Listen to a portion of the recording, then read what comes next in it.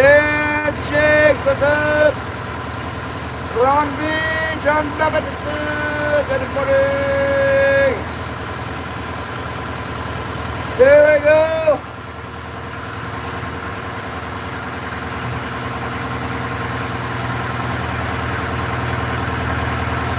Yeah, we're off like on the wheel of my turtles. Let's go. Captain, one eye.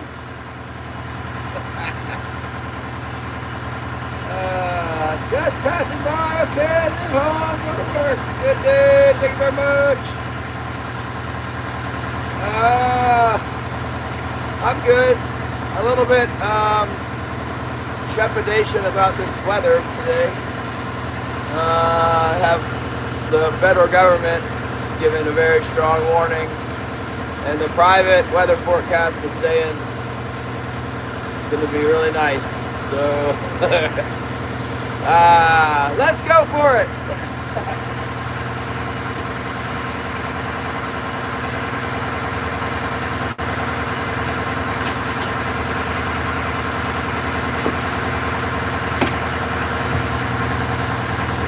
Everything seems to be like relatively good to go with the hey, what's up, Mosquito? I saw your wife this morning on the live. I thought it was Mrs. Skeeter for some reason.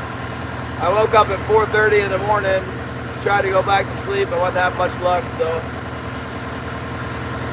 I looked at YouTube and I saw S something Mrs. I just thought Skeeter for some reason. She said, I don't look like Mrs. Skeeter.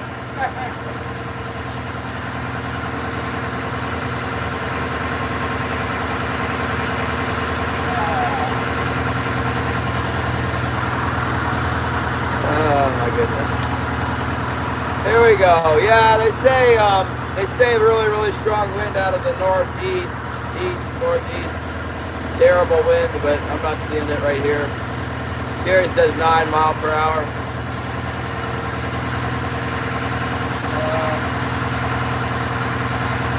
The feds are saying 40 miles per hour. Oh, I'm sorry, 40 knots. That's not good. I have survived 40 knots before, but I don't want to do that. You can have that 40 knots stuff.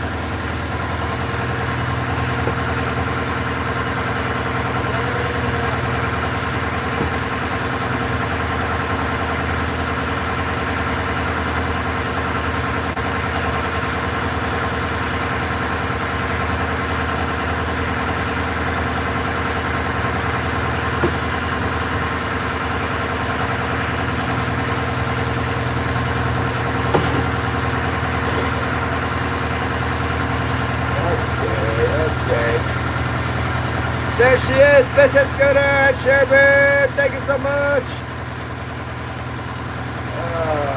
But you had a good live stream going this morning, Mrs. Scooter. You have more people than I do. They were in there thick as fleas. All the scooterites looking for more merchandise.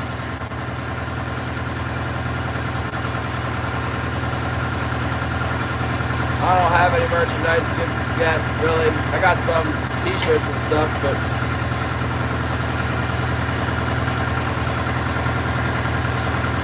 we'll just head on out here and see what we can find, babe.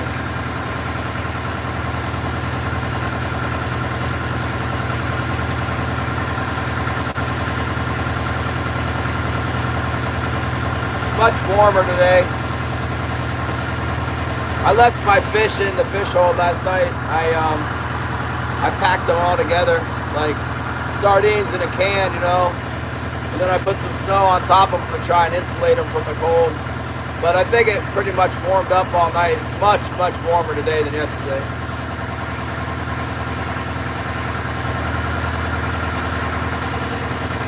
And that's why it's going to start snowing.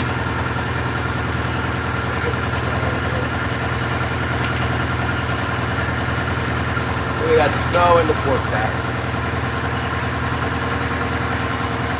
Not too much snow though. Hopefully we can survive. I think they said 3 to 5 inches tonight, starting this afternoon. Thank you, Gary. Got into high five.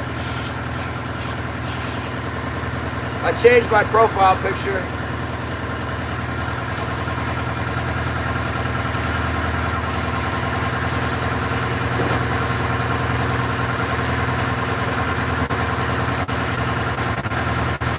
That might have been a mistake. I don't even know if I might not have a replacement. I might not have that tuna picture saved on my phone. Oh well. I've never been very good at keeping those trophy, like the trophy picture. Man, if I had all the pictures of the trophy fish I caught, deer and stuff. I don't. I just don't hold on to that stuff. Not too worried about it, really. I know nobody else really cares that much. It's cool to see a big fish, but like, I guess the history of it's kind of cool. Oh well. YouTube's good for that. All the videos and stuff are on there.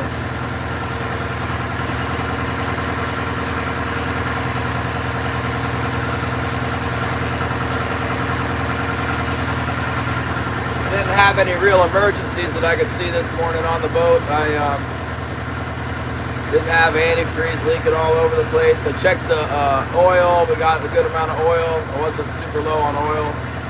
I didn't add oil today. The coolant level was good, so we didn't lose any coolant overnight. Everything looked okay. I hope so too, Tyler.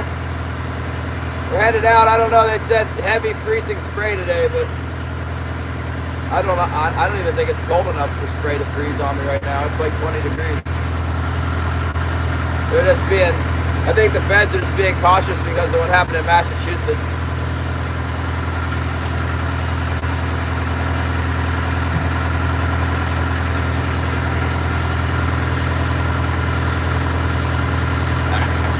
What kind of octopus? Yeah, I know. You're not lying. I'm in the cove right now.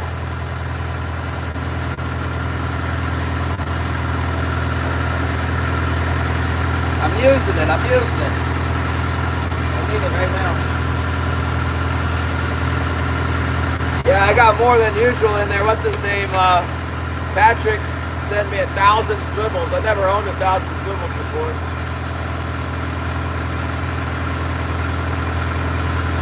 I'm rich.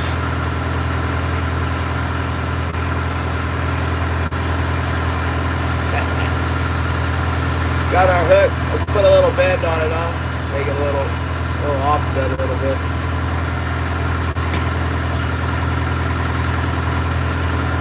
These hooks are kind of wimpy, but offset them anyway. So I feel like it. Baby Colossal, what's up? Baby?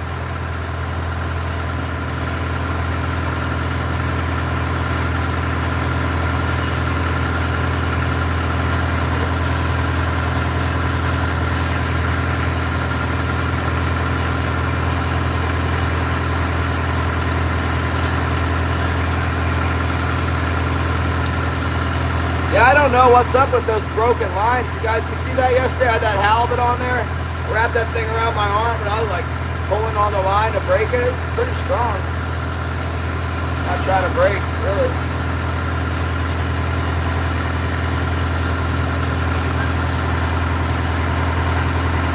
Gotta replace, that's the one the halibut had.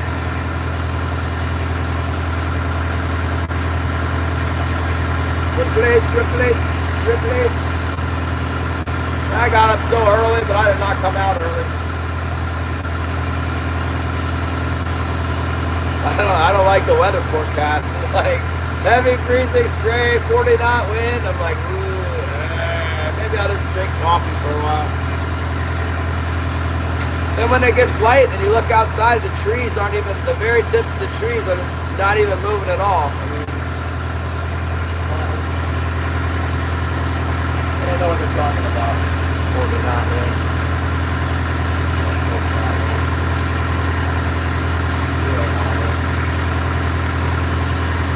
We got a little, this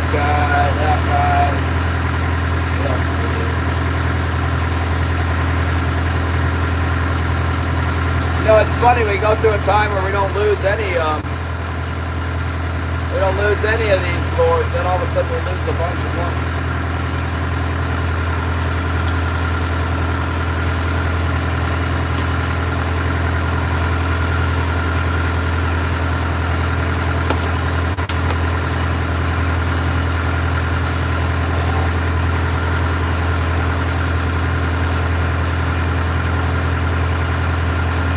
Bob, I was at Anyfin's live this morning. He's convinced that I needed to change my description. Kept calling me religious. For some reason, I take offense to that.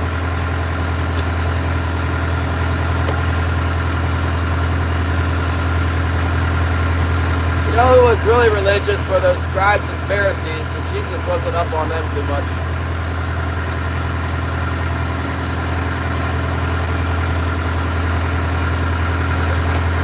Tyler is still here.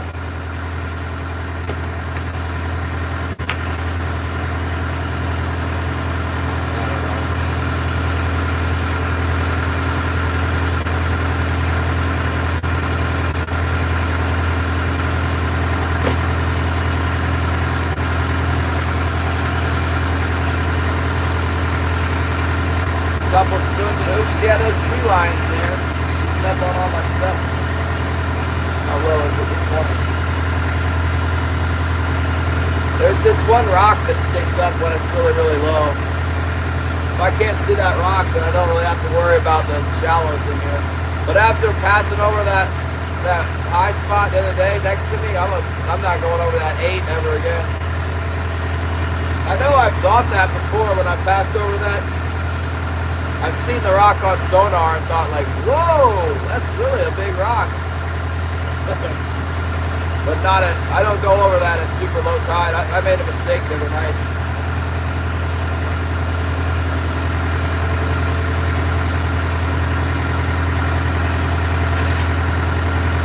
My bad.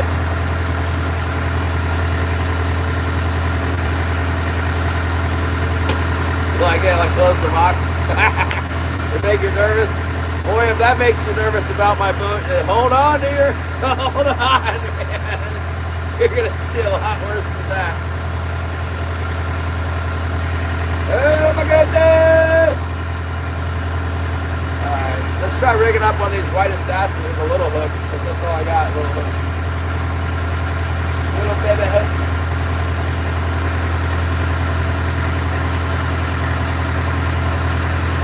Little baby hook, big fat dumb bucket. Oh, here I am. I'm headed for that high spot. Let's do over a little bit. It's kind of shallower, like you go over this little peninsula. See that 8 right there? We don't want to go over that 8. If we go over, this part's deeper. Just like that's the deeper spot there.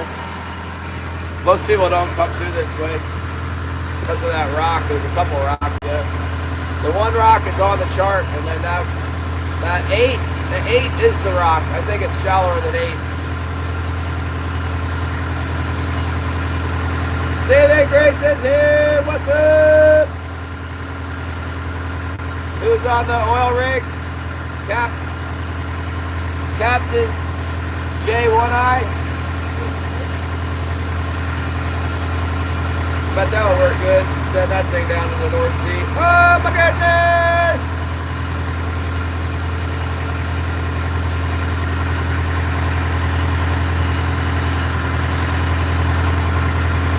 We'll give it an extra bead since we got that little tiny hook on there. We'll put an extra bead. If it makes it too long, we can always pull it up into that gum bucket. We'll suck a bead right into them. I get like a cold breeze coming up in here.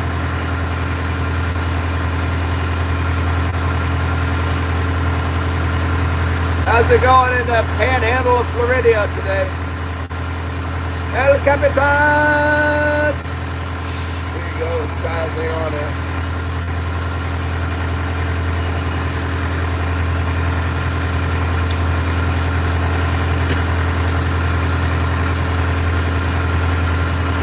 Bob said he might go fishing with Zyro. That'd be cool.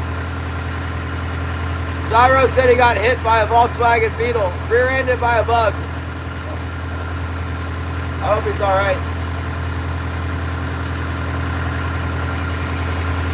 Oh yeah, it's perfect right there. Booyah! Booyah! Hide the hook, hide the hook. This right.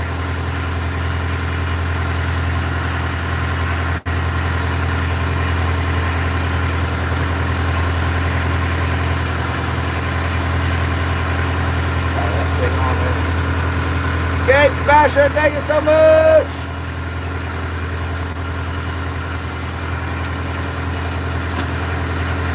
Oh my goodness. There we go, there it is. Oh, oh, oh.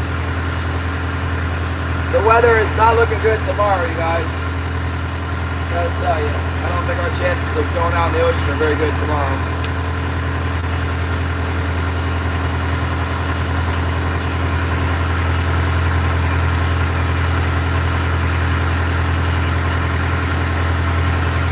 What do you guys think about this black and pink one?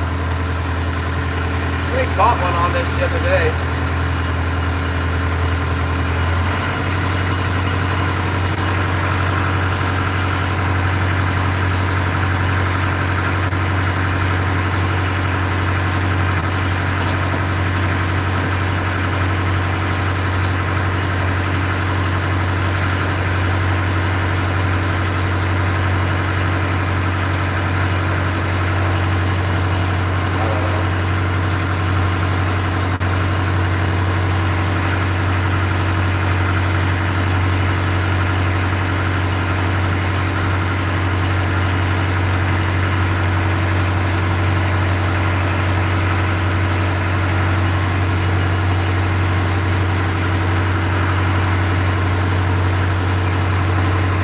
Sending positive vibes, thank you.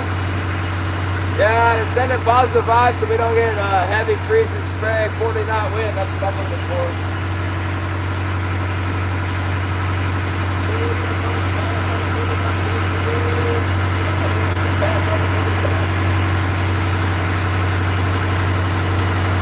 We can try this pink one inside of the green one. All right, yeah, we'll be out here.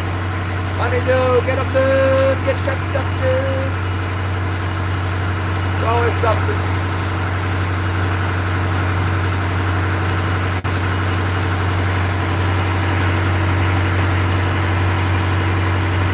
We can try a double skirt. We gotta put these two together. Try it.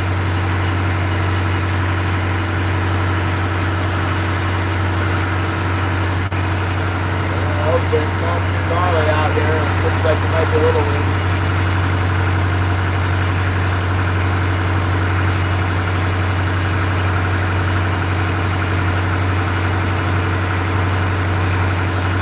Hopefully not too crazy. Put these two together and what do we get? Let's see here. Try to line it up so the pink goes over the... Mostly looks pink to me right off the bat. More pink than green. It's alright, we'll try it. Maybe. Get to work, Mr. One-Eye Capitan. And the Capitan! Thank you. Yeah, we'll be fishing in about 30 minutes. God willing, and it's not too windy out there. My predict wind forecast shows it to be real nice near the Cape, but the weather forecast is no joke, man. I'm talking about some rough weather.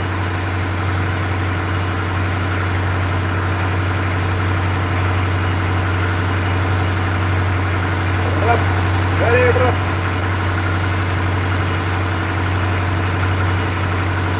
Leo got 3 yesterday. That's not too bad, Leo. Keeping an eye on you.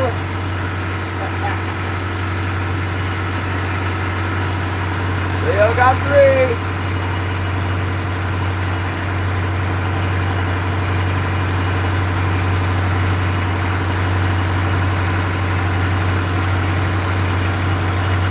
This thing is so ugly, it might just work. Look how ugly that is. Oh, horrendous.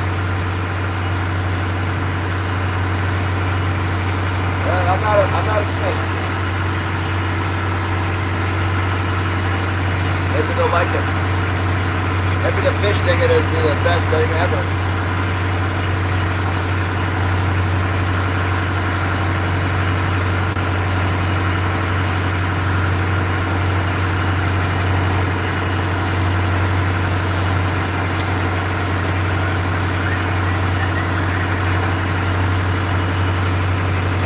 I had for dinner last night.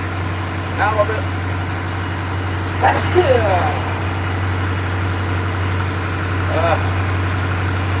Little deep fried halibut. There it is. I kind of don't like those big trails sticking out there.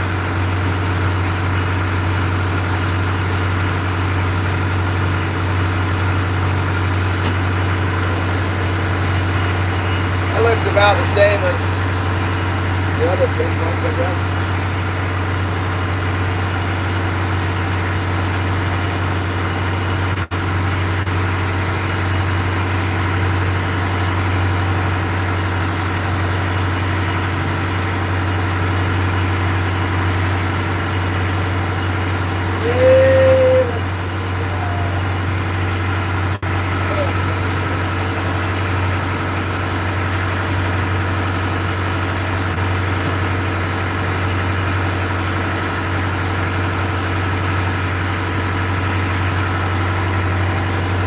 Try a plain glow works good sometimes. Plain chain, a little twinkle skirt.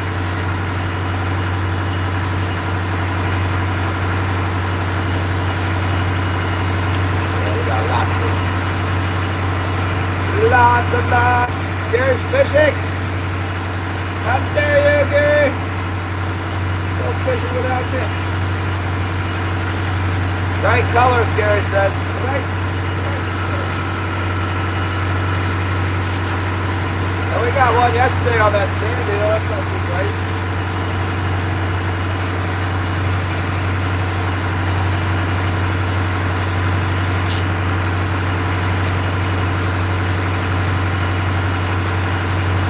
Pacific, that entwine makes it glow. Hoochie that catches pretty well.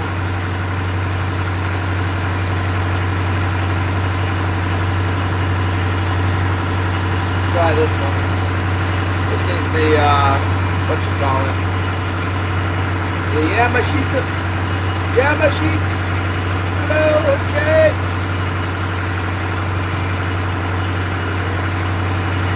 We're rigging up right now, Jim. Getting ready. Just getting ready here. Making some hoochies. Is it the original White Assassin? It's not the UV Assassin.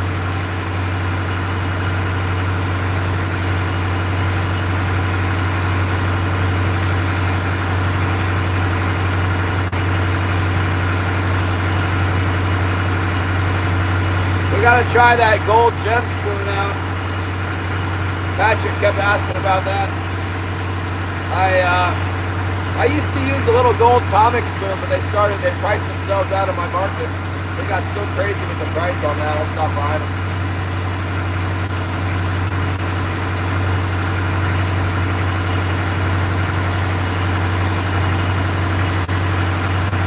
There we go. Oh, that's kind of cool.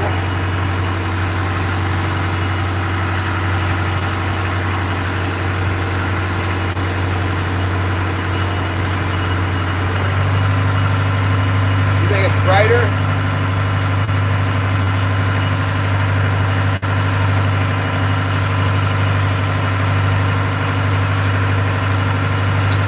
I'm not convinced that there's a whole lot of difference.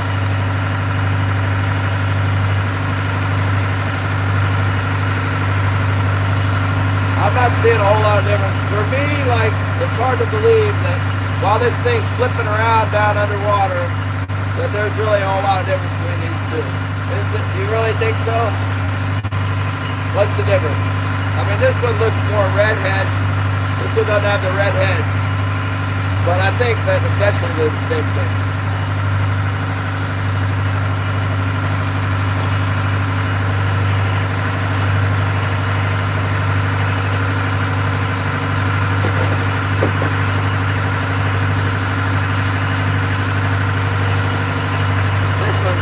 Chick right here, this one. Alright, what's the difference between that and this? Is there a big difference? You think? Really? Think it's different? The pink is sticking out.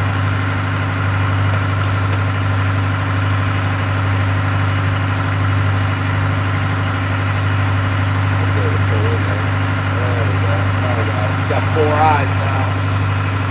They look about the same to me, man.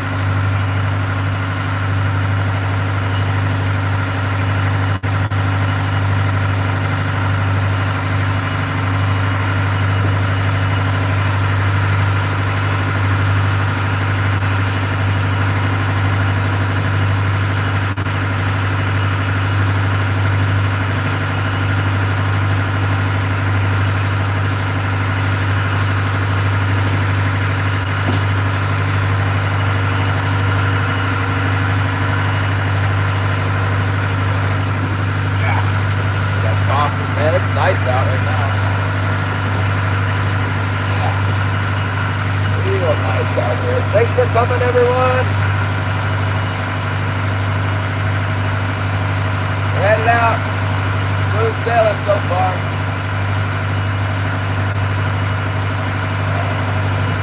We have been fishing the extreme cold front situation. Now we got the warm front. No pressure with the warm front. I want to know what I did with those. There they are. I found them.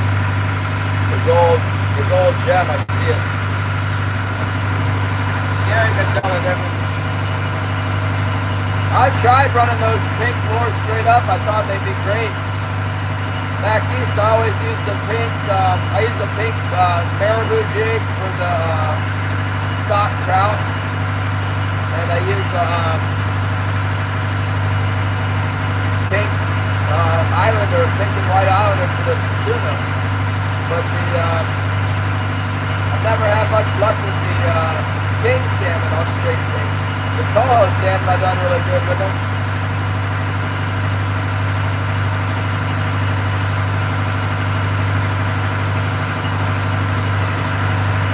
There's this one UV, the UV green and pink seems to be a thing.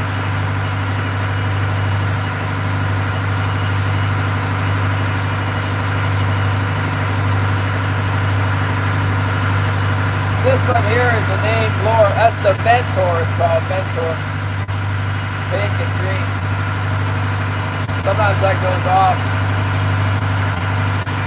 Not giving it a chance right now. It's not fishing. But it's basically the same as those. Everything. They're all the same. They're pink and green.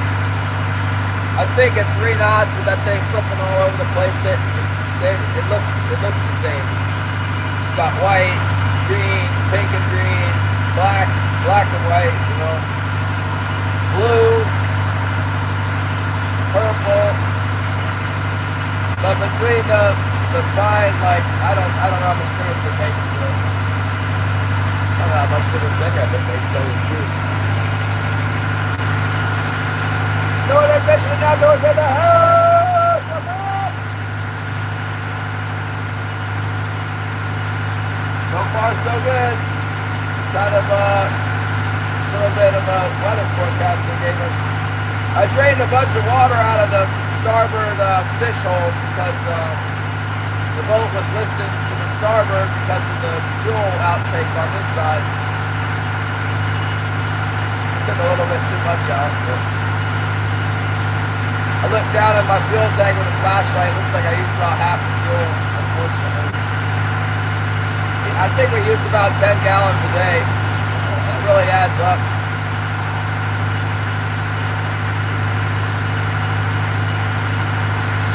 Got like a 120-gallon tank. I thought I had a 150-gallon tank, but it's hard to say. It's at least 120 gallons because I put 120 gallons in it the other day. When did I put 100 in? I don't remember. I think 120. I put some on this side too.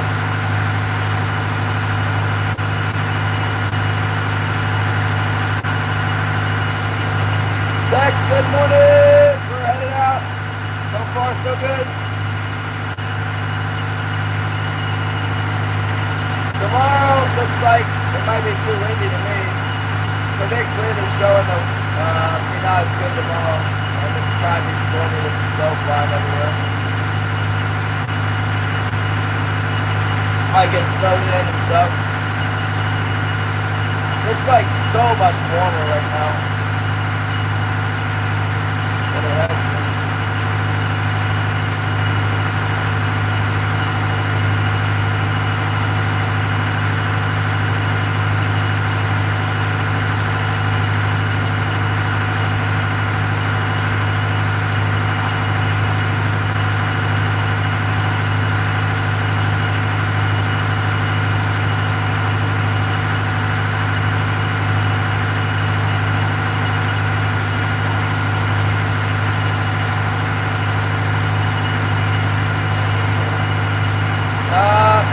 Broke.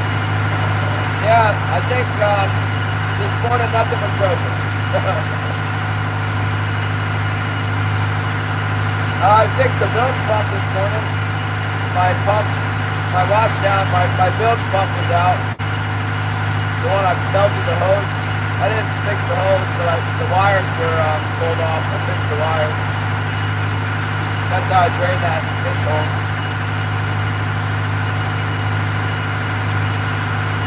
I kind of always want to have an extra bilge pump. One time my bilge pump wasn't running real well in the boat engine room. It was clogged up with dirt, fishing line or whatever. And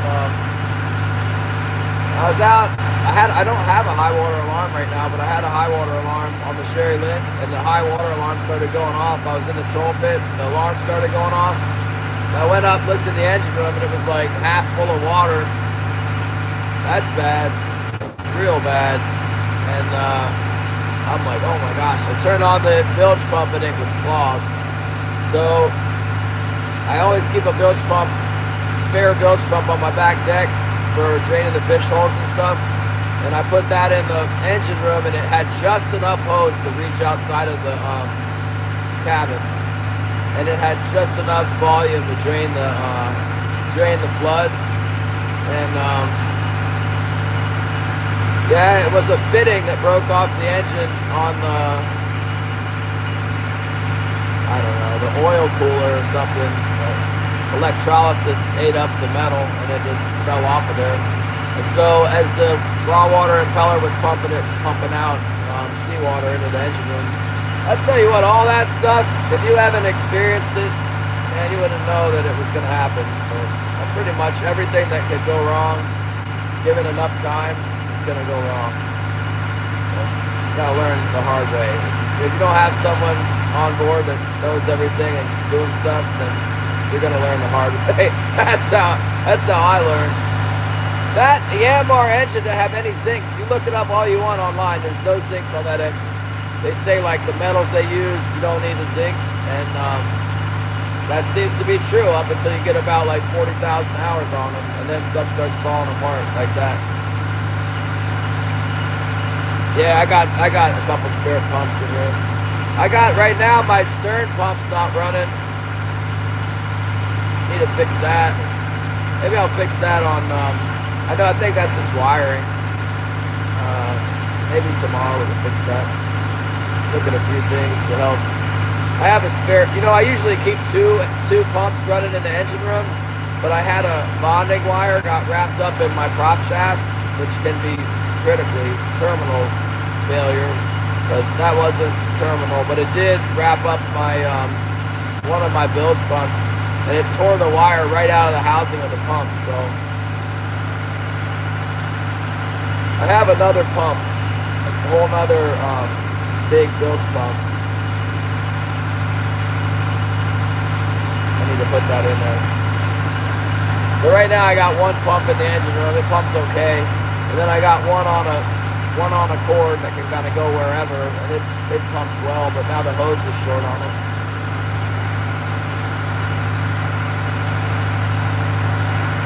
We could survive one more day. I'll deal with it tomorrow.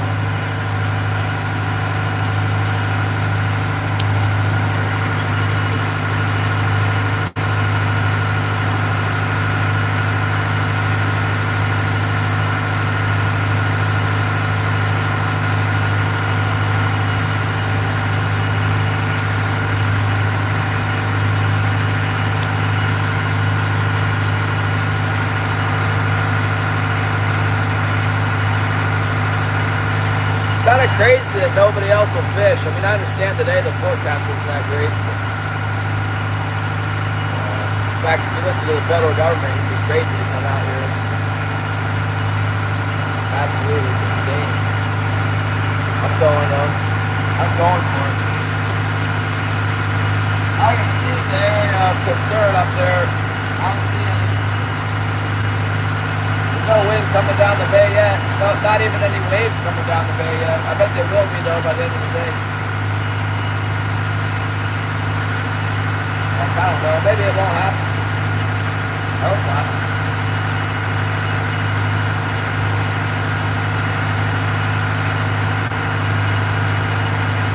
Yeah, I definitely ground mines in the main sink. That's true.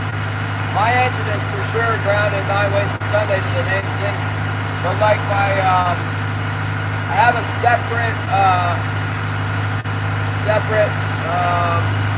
sink in my heat exchanger. It's not, I have it grounded to the main sink too, but the sink in that thing burns up like crazy.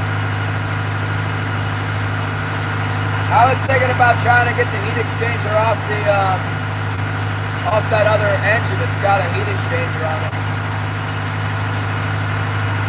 I'm not big on the one I got in my boat right now. Sky River Angler, thank you for coming back. It's been a while since I've seen you. I saw you at somebody else's channel, some crab boat. Guys are pulling in crab traps. I'm not that interested in the crab guys. There's a little bit of interest in the, the big traps out in the Barents Sea is kind of interesting. I'm just not feeling it on the Dungeon traps.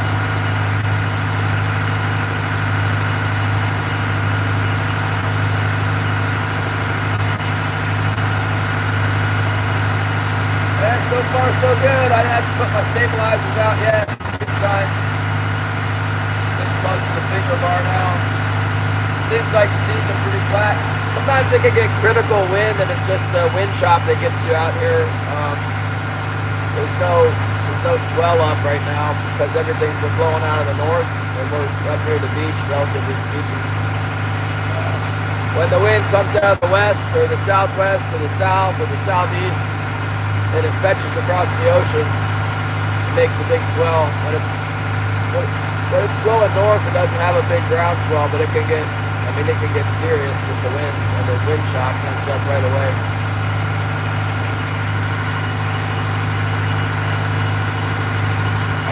That's one good thing about this spot out here in the Cape is it's pretty fast to get back into protection. You know, maybe a half hour until you get some protection. One problem I found is like if everything's turned into the bad news, it takes you about 15 or 20 minutes to get the gear in the boat, you know. If it gets really bad, really fast, numerous times I've just reeled my gear and just throw it right in the troll pit. Don't even try and wrap it up or anything. Just throw it in the boat, you know. Get the heck out fast as you can. Escape. That's when you see me throwing gear in the boat, you know it's bad.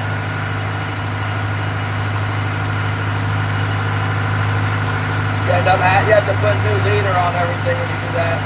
Pretty much everything gets all tangled up.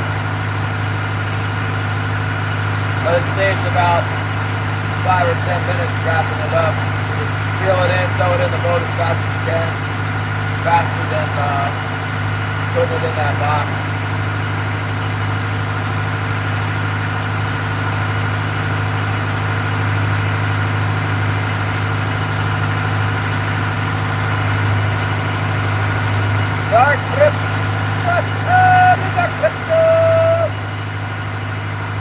watch on the fuel prices. Yeah, it can't get any higher here for a while. They got us really, really bad deal up here. It won't change for a while here. Probably not.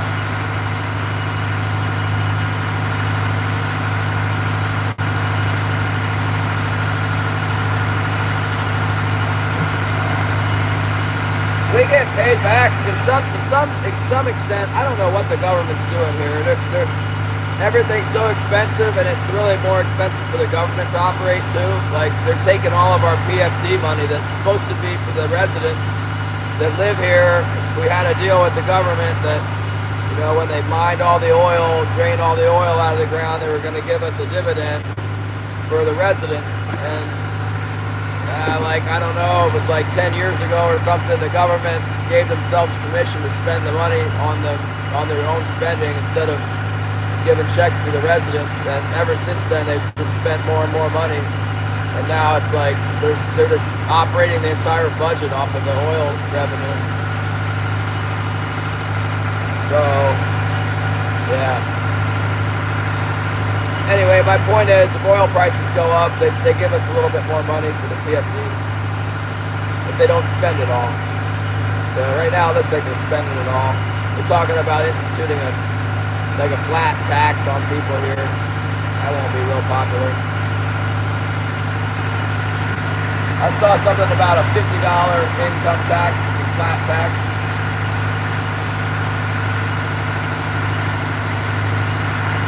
Yeah, I imagine so. It'd be better if we didn't use that oil at all anyway.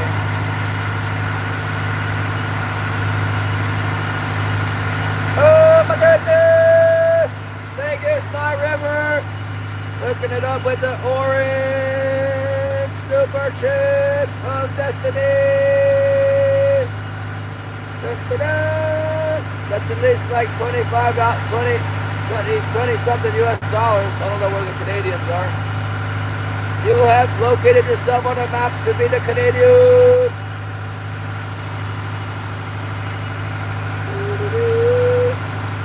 Yeah, I don't know, man. A couple different ways to look at this. I do like the idea of not having New York City blow up in a nuclear cloud. That's nice.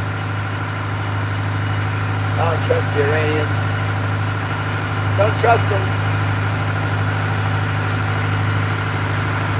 I think that the CIA and the Mossad probably knows some things we don't know.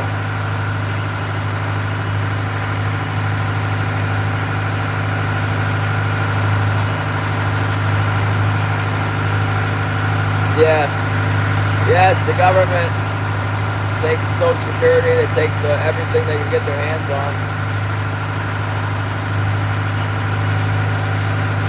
But we still get to fish today, as long as we don't get blown out here. I am getting the waves. I just said, I spoke too early about there not being any waves coming out of the north of the bay, because they are.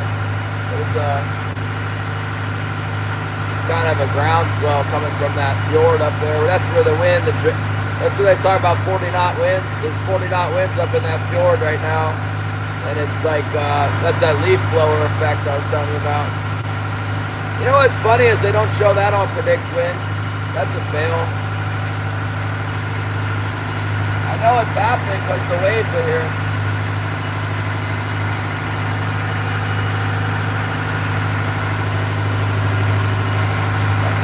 I better put my stavies out before we break our pole. Maybe we can survive this. My pole starts moving, I'm gonna drop it. Gotta get over this finger bar. What's the tide doing? Still going out?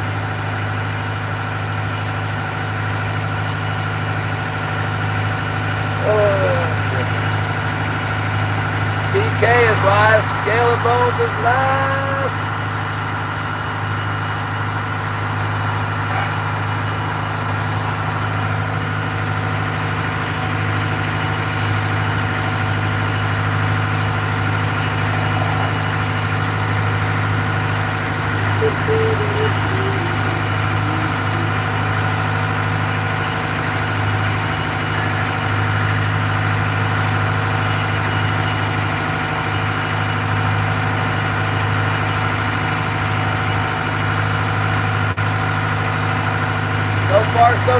still no wind. We're getting a little waves coming in off the north,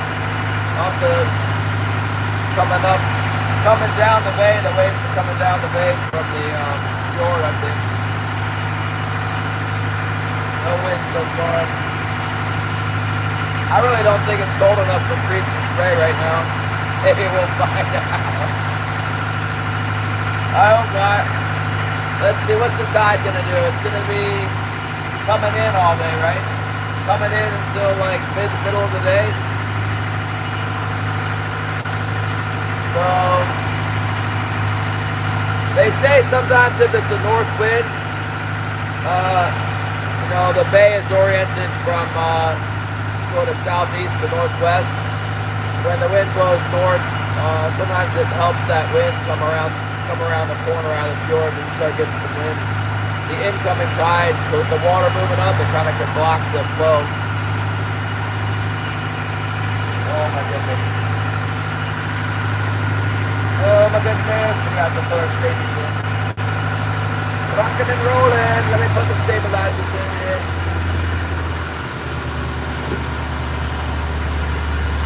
Hold on a minute. Hold on, take her out of gear. I'll be right back.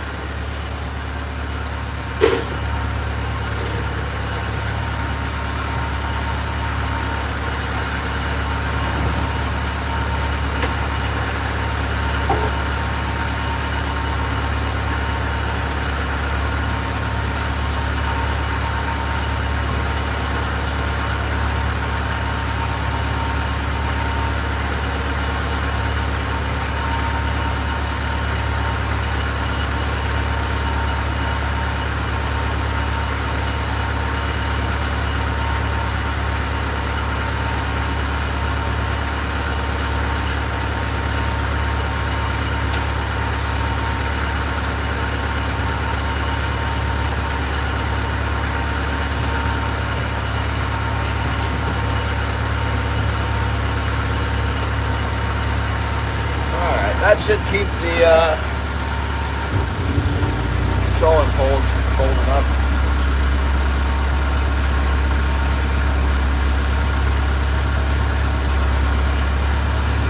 What happened? Am I buffering? Where'd everybody go? You guys, everybody taking off. I must be buffering. Am I buffering? I must be the buffer.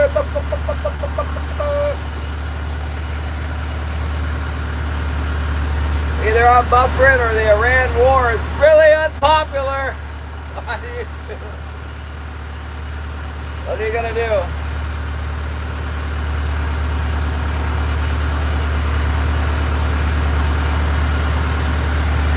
Sty says I'm good. All right.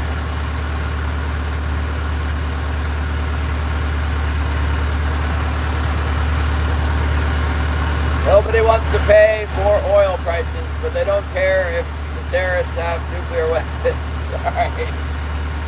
That makes sense. Just give us cheap gas.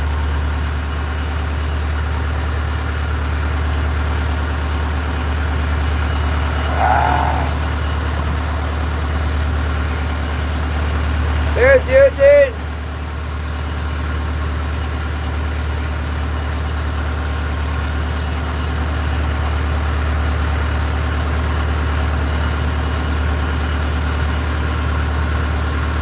Edward Presley, the regular crew's coming in. I have repelled everybody else out of the chat by mentioning the Iran conflict.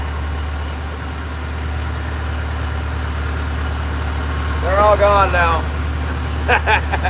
Let's read the Bible. We can get rid of the rest of them. Oh my goodness! Where does it talk about the Bible? Something about this. Something about this kind of stuff.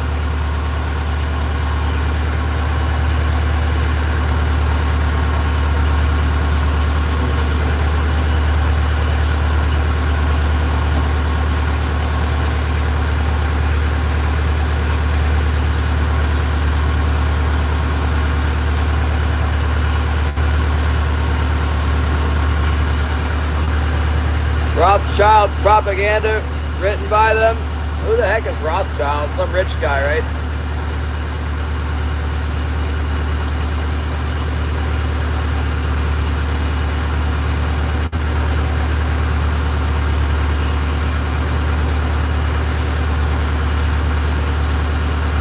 Wow, my print is kind of faded in this spot.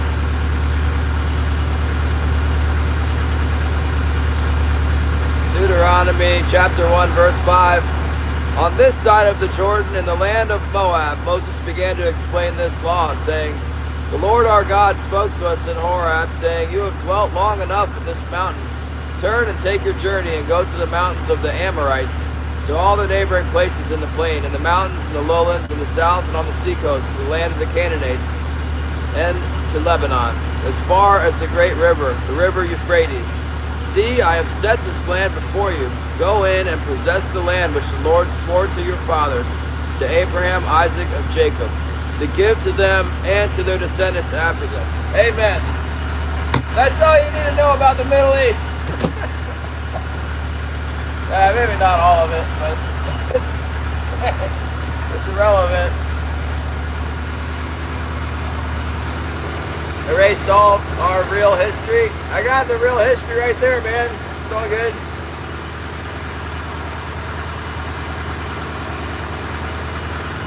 Oh, let's go for it. We're close, you guys. Still no wind. Now that I got my stabilizers in, the boat has been stabilized. No more tipping around.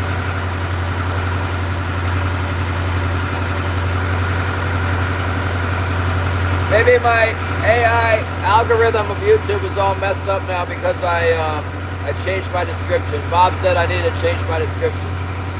He called me religious like 4 times, but he said I should change my description.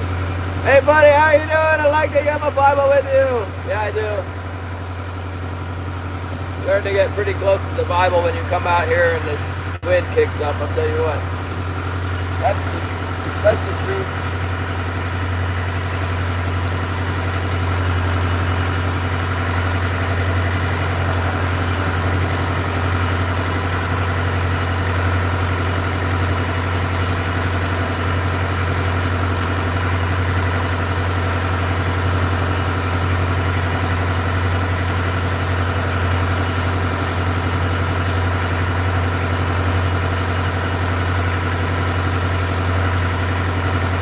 I like it. It looks nice out here. Let's make one of those gold spoons. These are the ones that we got from Patrick. He kept asking me. I don't think I've never tried the all gold emerald. It's a nice day. Nice cloudy day to try the gold one.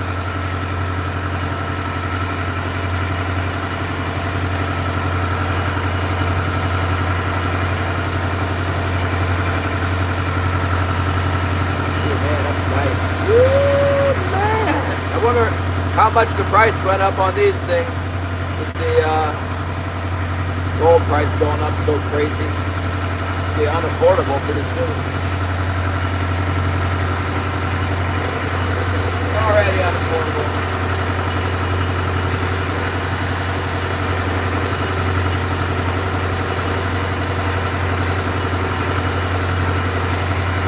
It actually feels kind of crazy to put this in the water. If gold is $5,000 an ounce, it's like nuts, man.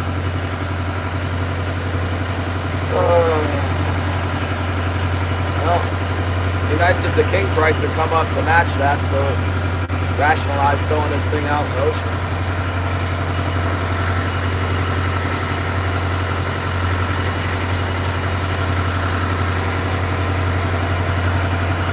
Last time I checked, these puppies, like the regular emerald spoon that's half gold, half chrome, they're like $220 a dozen.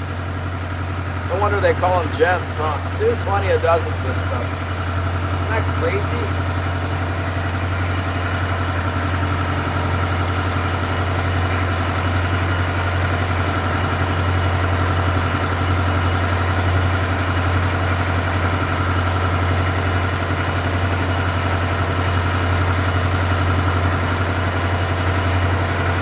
See if it works.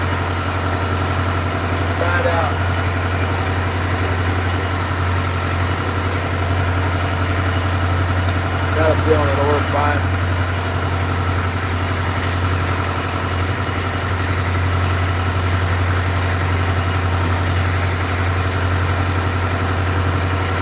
Yeah, I used to use the Atomic little gold spoons.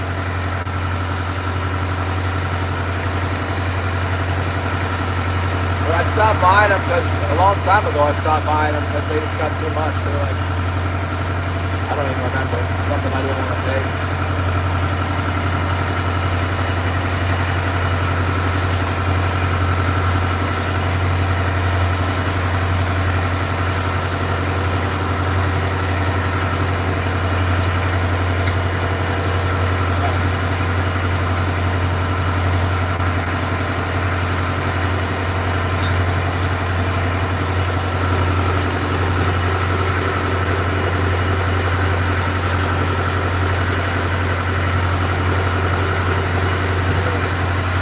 Here comes the snow. Looks like moderate snowfall coming right now. We're getting our gear out for it. It's hard.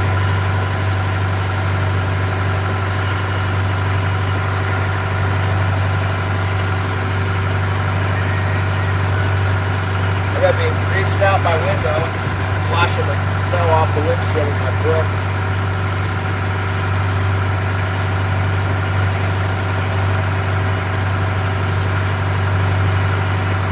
What is it? There was a tide. Gary gave me the tide earlier. I'm gonna look it up here. 12:54 is 10:08 high, so 8:14. It's a pretty good amount of water right now. It's a boat, man. We're in the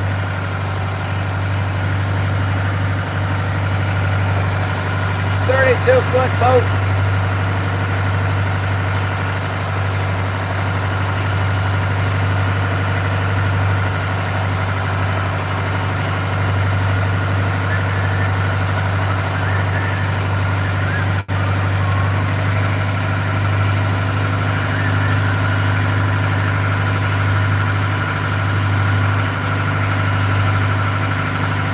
It's coming in pretty strong. I'm not making very good time trying to get out here. It's gonna snow, guys. It's gonna snow on us while we were fishing. I hate that. But if it's not super windy at the same time, I'd be okay with it. I can live with that. Just keep that wind off of us.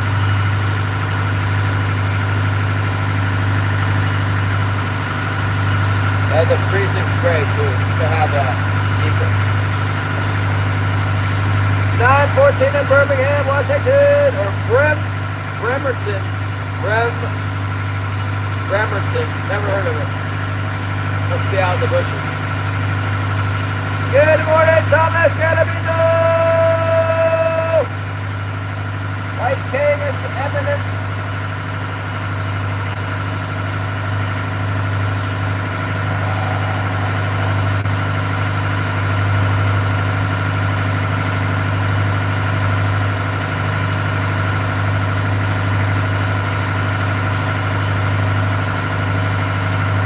Roger Blair, good morning.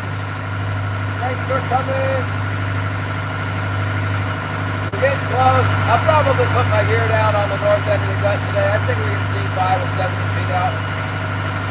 I'll set my floats right at 70 feet. If it's high tide at 12 and 10-8, then that's 9-16.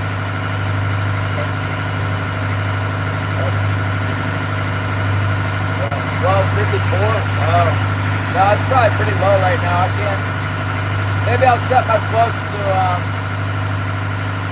65 feet, and then I'll go through the gut. I want to get fishing though. Maybe we should just run to the base of the gut. Let's go give it a little more gas, and we'll go down over there and see if we see any birds or any life. If we see anything, we'll drop in. If not, we'll keep going.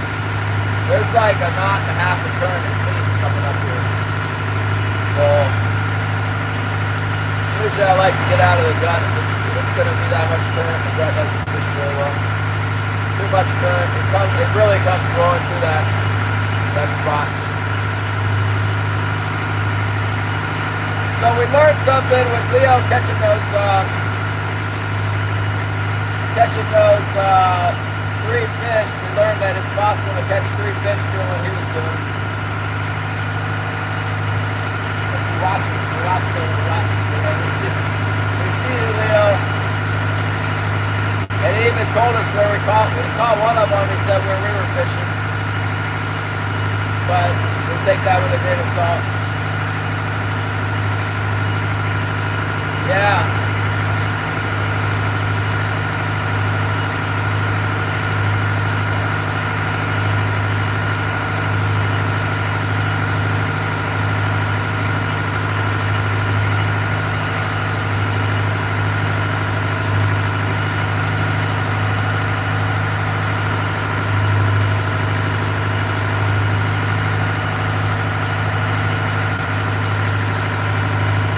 Good morning, whatever.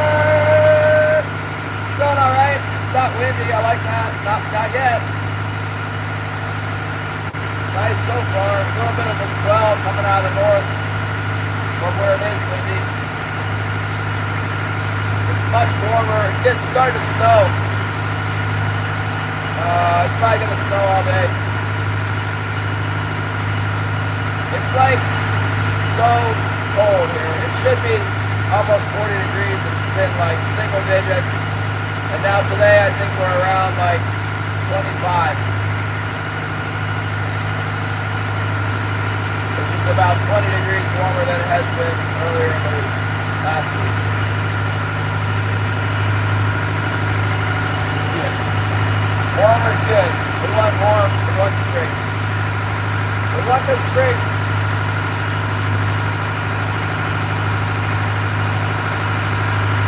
If we can get three fish before the weather kicks up, that'll be great. Be happy with that. Yeah, it's probably going to snow some more. It's supposed to warm up to like 38 degrees for a few days and be real stormy, and then it's going to start getting cold again. It's going to be like 15 degrees below normal again next week. Can't buy a break. Hopefully, Fish and Game will feel sorry for us and give us the extension. Because we can't fish in this kind of weather. There probably are guys fishing. There's some boats in Sitka that are like battleships, you know? They're literally like military-sized vessels that go out and catch some salmon. They'll go in some crazy weather. 30 knot wind, no problem. Go right out there. The fish will.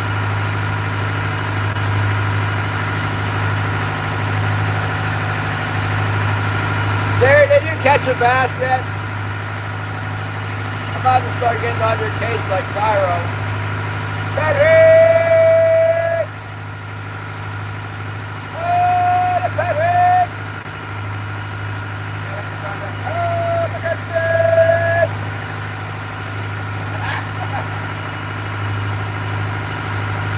Probably Holly won't get mad at me because I gave a heart to Patrick. Just gotta tell her it was for him. How many different spots? Like 600 miles different spots.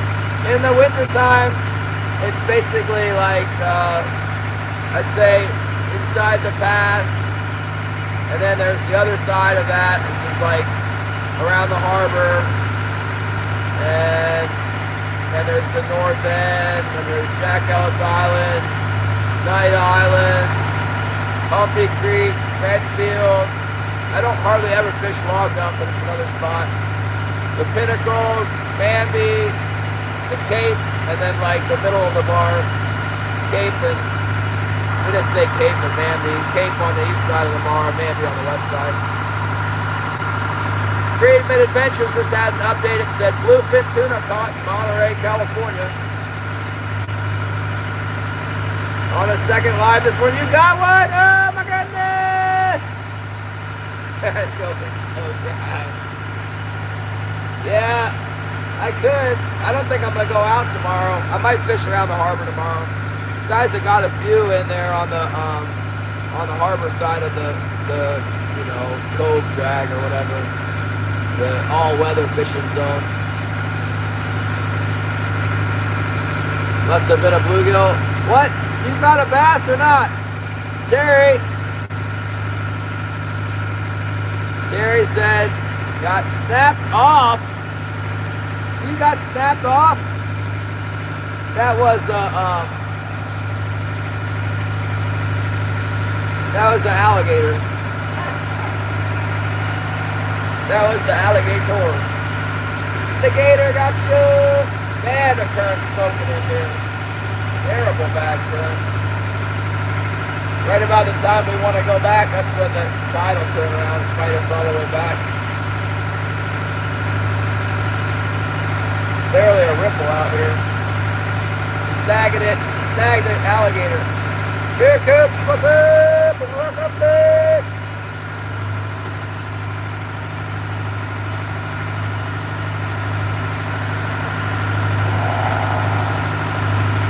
Hopefully we don't get dead out here. Oh my goodness. You know when the freezing spray was probably happening was all last week, and then they come in today and say freezing spray. Heavy freezing spray. Look out, man.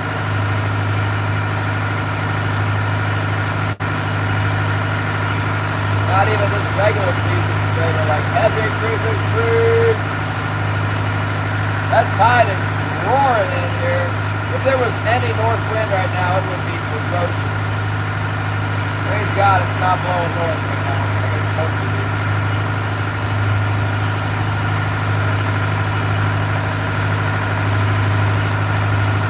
Well, these big tides should move some fish for us. I think that, well, it's got to happen, you know, the moon's up. Anybody see that eclipse last night? I definitely did not. Cloudy here.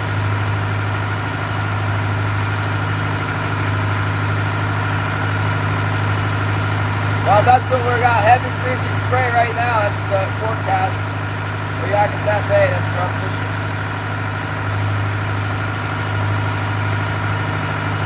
Welcome to my day job.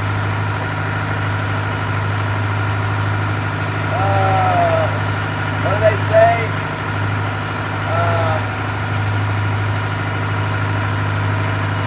Something about getting paid for being brave.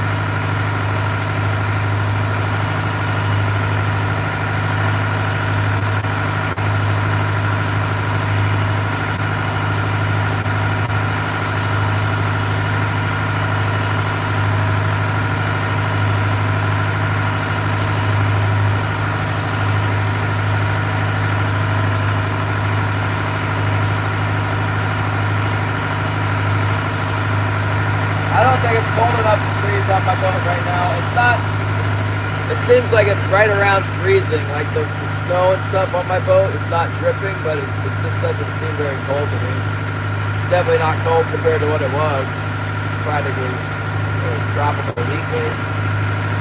Might be cold enough to freeze it.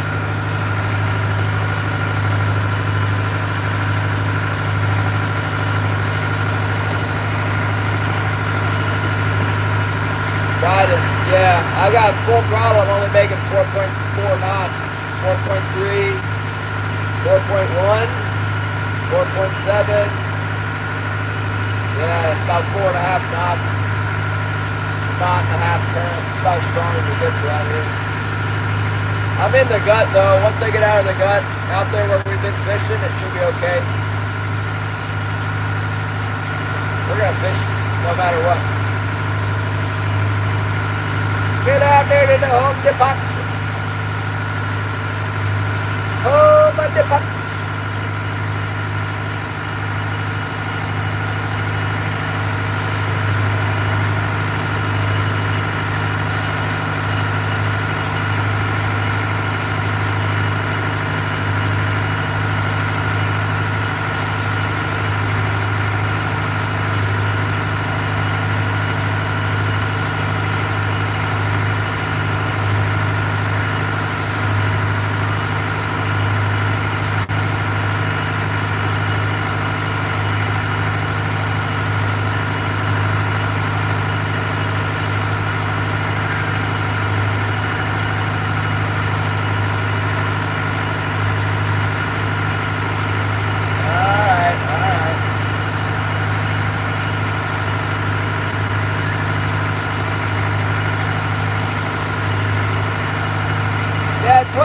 degrees, salt water's not going to freeze up my boat.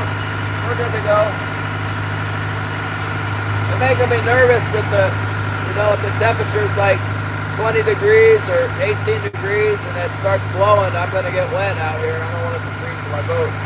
27 degrees shouldn't be a problem. We're going to get some snow on the boat, but that's not the same thing as having, salt water freeze up and then layer after layer start building up on your boat. It could be a serious problem pretty quick.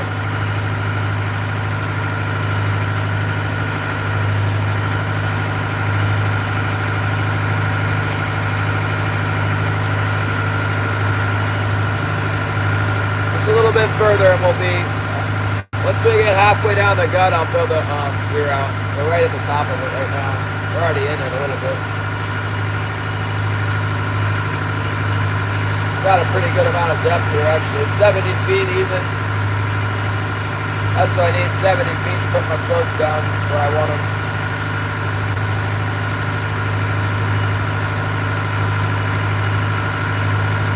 I might should put my floats down one more mark. 74, if I put them down 8, that's what, 74? Where's my calculator? Yeah, I'm not going out there with a hammer, man. If it's rough enough to get spray up on my boat, going out on the deck is like suicide. Going out on the bow anyway.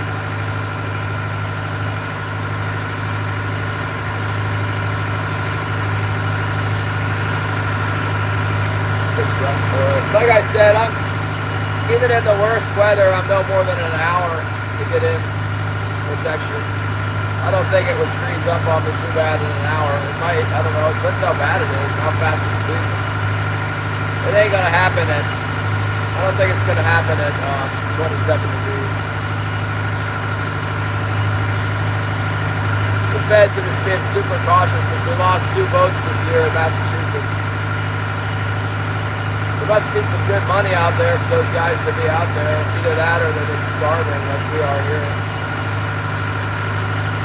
Everybody pretty much gave up on it. I'm surprised Leo's not out. He had 3 big fish. 3 fish still making good wages, Depending on how big they are. It's going to be more than $200. Even after fuel, it's going to be $200. You haven't been making any money at all, you get $200. That's something. It's enough to pay for like a week's worth of groceries. Remy Dog 13, thank you for coming. We are here and we are about to start fishing. Let's get our gear set out, huh? We're in the zone now.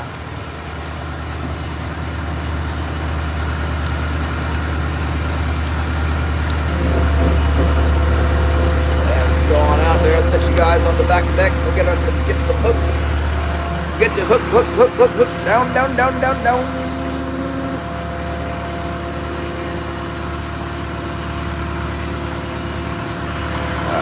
Take a couple of these hoochies out there. Get off of me. Won't let me have it. I'm taking it.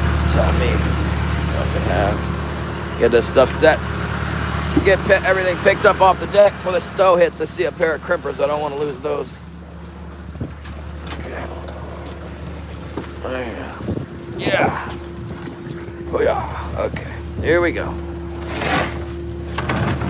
Here we go. You guys right there. I'm not going to use this ever.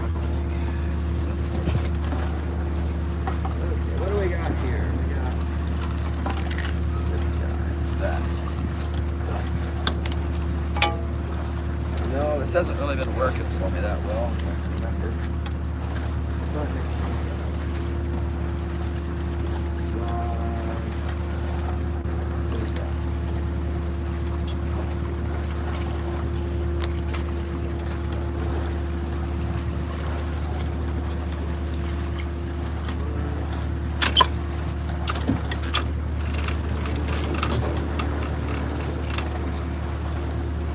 This gold one out right here.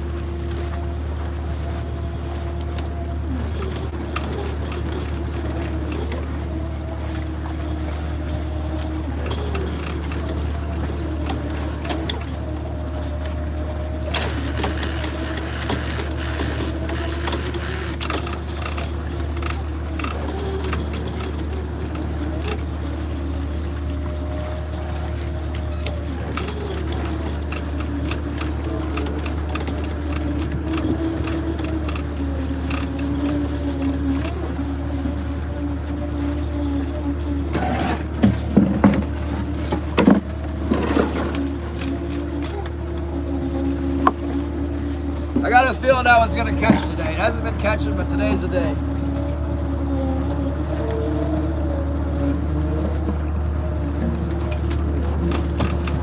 Today is the day we're gonna get him on that sucker.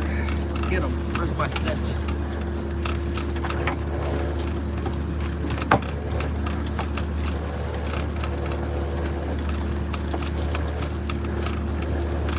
I don't think we caught anything on this. Maybe we didn't put it out till they stopped biting though, is that right? Maybe they had stopped biting by the time we put this out there. Let's try it.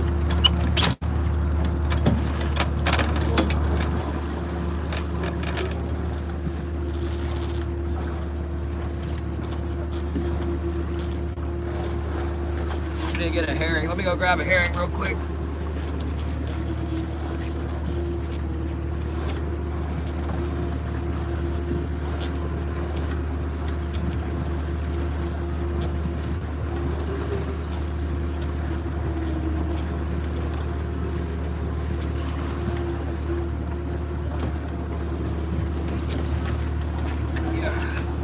I got 3 herring left.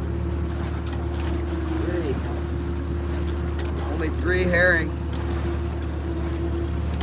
Go get some more herring.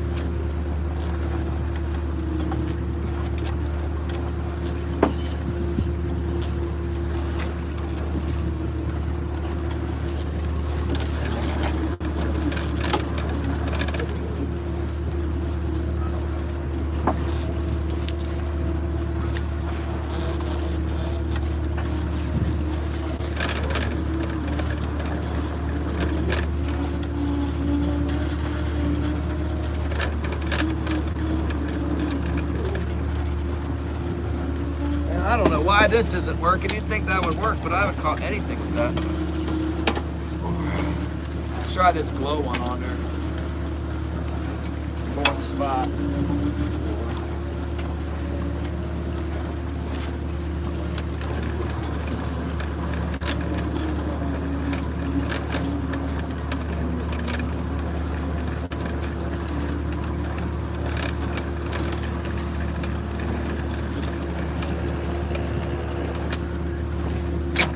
Here we go. Let's go this side.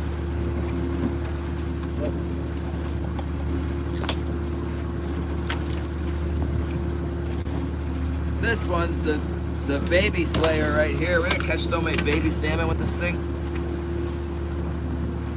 Let's get some more.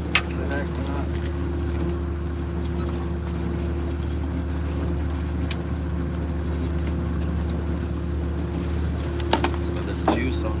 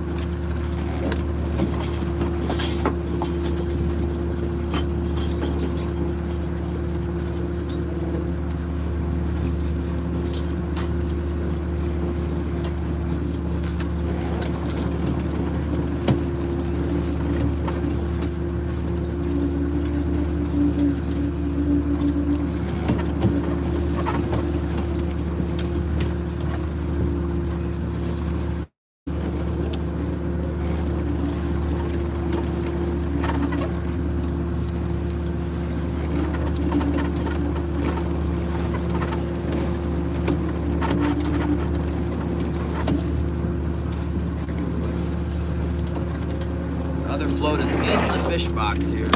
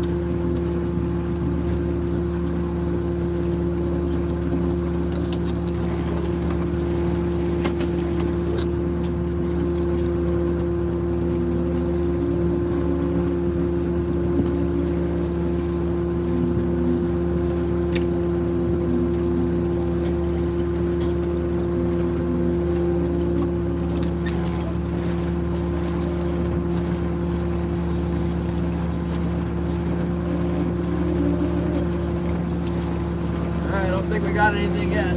Hopefully soon. So a slight southeast breeze coming in here right now. Let's get this couple things to see off the deck here.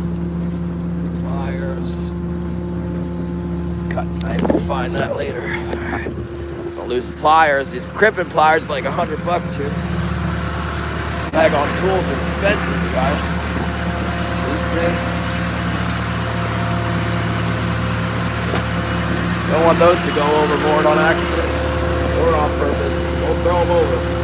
Here we go. Alright, there's a little bit of a breeze out on the ocean, but it's only like 5 miles per hour. We can survive that. Hope it stays like that. I'll take 5 miles per hour any day.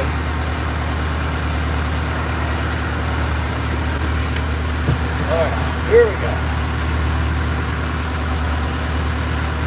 5 miles per hour, southeast breeze. About 3 foot, maybe 4 foot seas. 4 foot, let's go 4. Woo. Got our gear down. No bites yet. And we're ready to get bit. We are ready.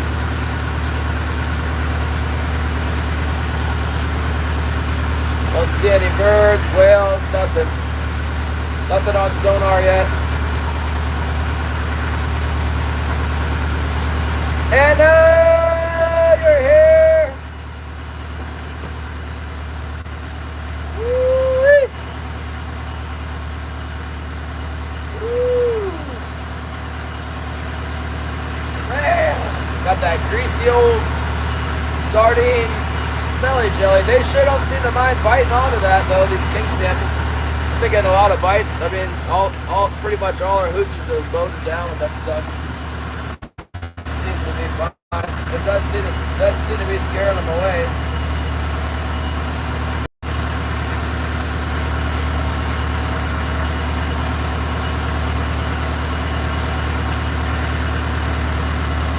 Yeah, it's 27. It's a tropical heat wave up here.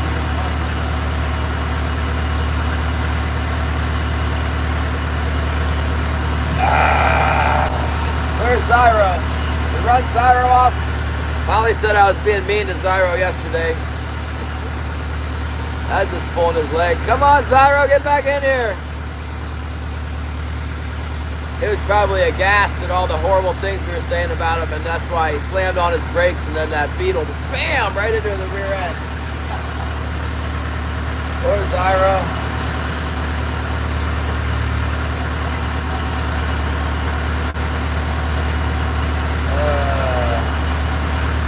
No, we just dropped the hooks in. We literally just finished setting them down and jumped back in the cabin here. Don't see anything yet on the old sonar. The current is big tide. We got probably a couple hours before the tide slows down. Let's see, call it 9, 10, 11, 12, 1. Yeah, geez, it's right in the middle of the big strong current time.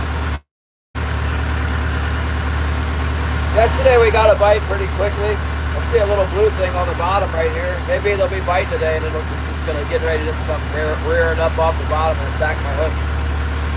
Julius, thank you for coming back. Yeah, the boat's running. We try and fish 6 days a week. It's gonna be a storm tomorrow. Oh, I see Zyro is active on the chat. Zyro's on it. He's online. He gave my comment a heart, so we know he's around.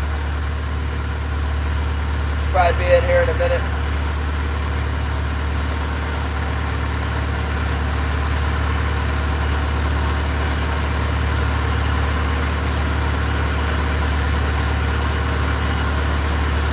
Maybe he's in the hospital, I don't know. That beetle could have run right over his truck.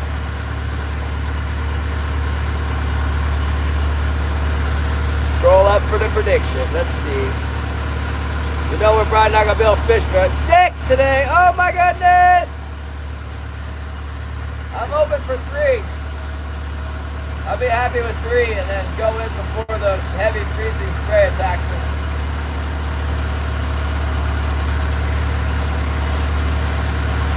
My weather map, it shows the weather being okay, like around the gut, around the Cape here, in the maybe 15 miles per hour, 20 miles per hour if you go out further. And then actually it shows the wind getting less later on in the day. And then it whips up tonight. Like, it starts getting pretty ferocious tomorrow. The rest of the week don't look as good, I don't think. There he is, Hunter! He made it in! We love you, man. Even if you never ever catch the keeper snook, we still love you.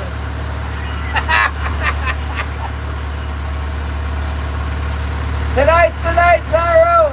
I want you out there even if you got a neck brace on.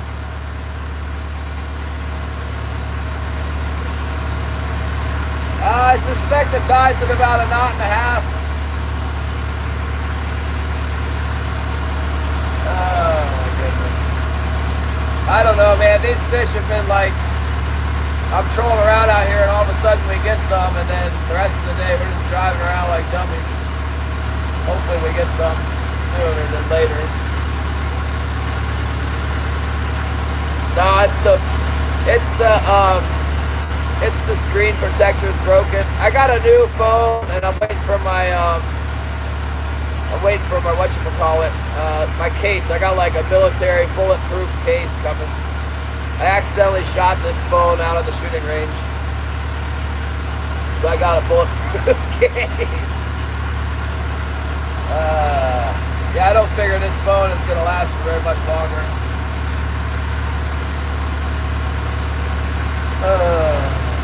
That figures if it's gonna snow, it's probably gonna blow east. It's blowing a little bit east out here. Not really blowing at all. Just makes me nervous every time it starts out like this. A little breeze, a little snow squall, and the next thing you know,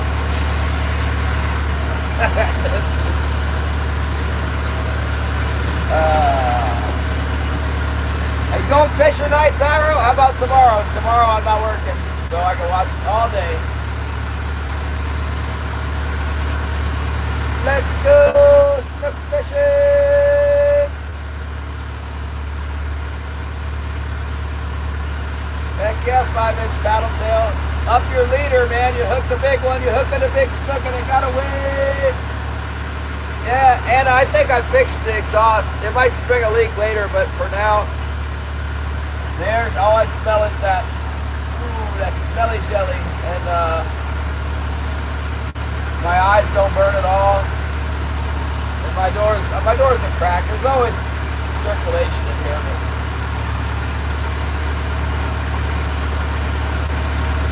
I'm gonna run down the edge of this reef. You know, we had a little bit better luck than a traditional kind of skirt the edge of the reef yesterday.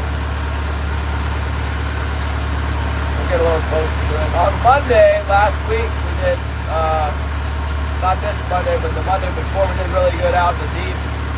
Yesterday we got more bites in like 80 something feet of water, 90 feet. That's normal. Normally we'll fish 60 to 80 feet all the time, and then sometimes they go off a little bit deeper, but last week it seemed like I could only get them if I was out in the deep.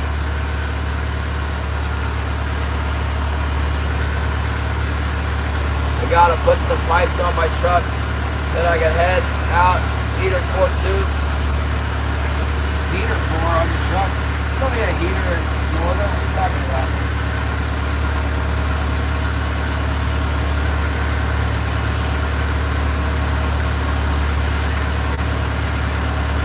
Come on, fish. I mean, this time of year, we should be able to catch some. I mean, it should be really good. It's been like, we've at least been getting some. I expect we can get some more today. I don't know. God will. That cold weather put them down, but at least it's warmer today. Usually it takes 3 days for the weather to change the water temperature. Water's still real clear.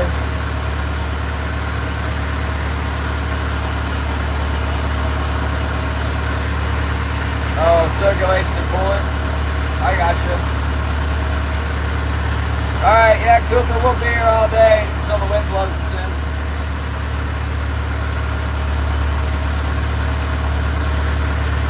My plan is to sell tomorrow and also get fuel for my truck. I gotta run out to the airport to get gas for the truck.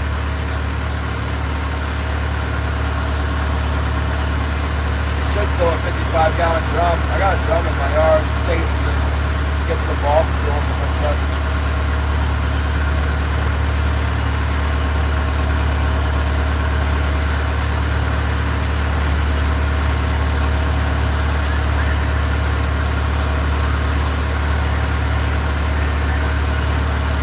Yesterday afternoon, it was looking pretty promising for the bait fish were in here. I really like the look of the bait fish on the sonar. It didn't materialize any king salmon, but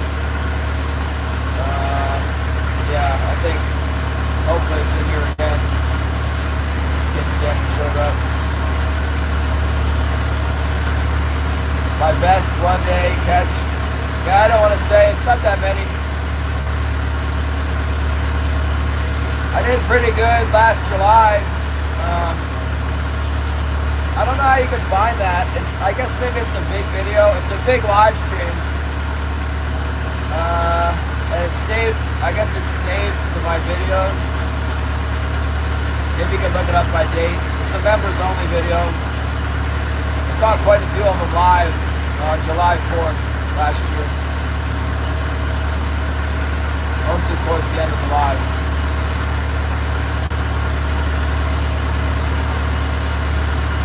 Thanks, Eugene, Gerke. We'll be out here. Everybody's just chilling. If it starts getting rough, I promise I'll go in. Right now, it's good to go.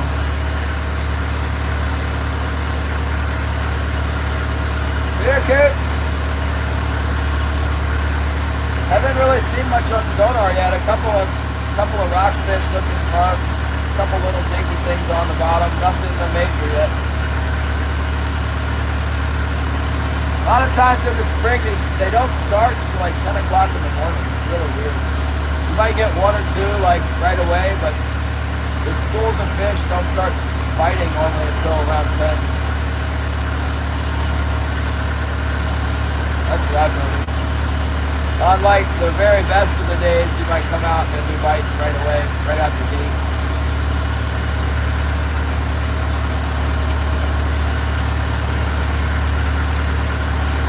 Get out there and pay the bills. I know how that goes.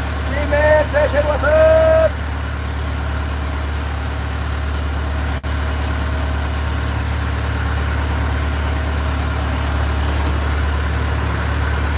Yeah, there should be some fish right around here. Yesterday was really weird. We didn't hardly catch any lingcod. We got two sizable. They weren't big, but they were people size.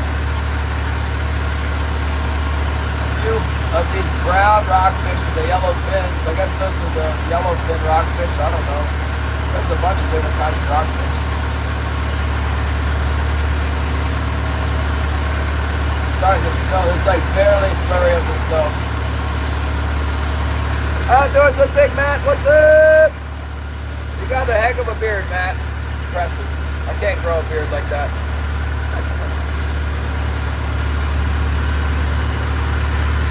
This doesn't happen.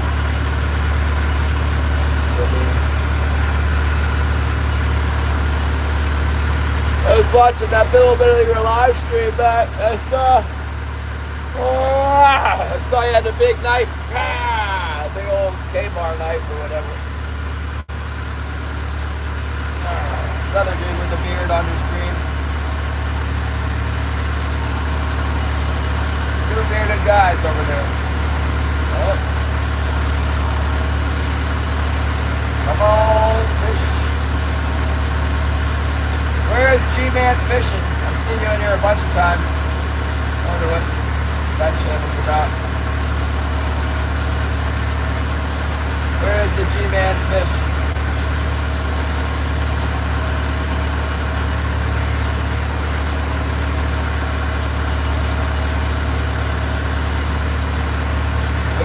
Poll. Let's do a poll. We haven't done a poll in a while. How do I do that? Let's see.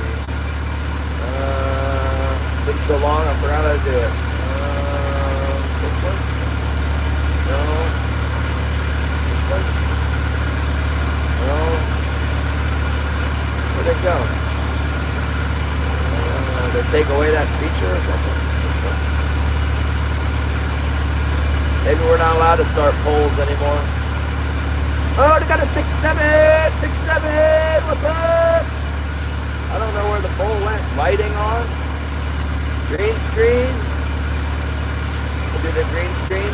Oh, we got the... Look at the rose. Look at this rose I grew at my house under my light. I got a indoor garden, you know.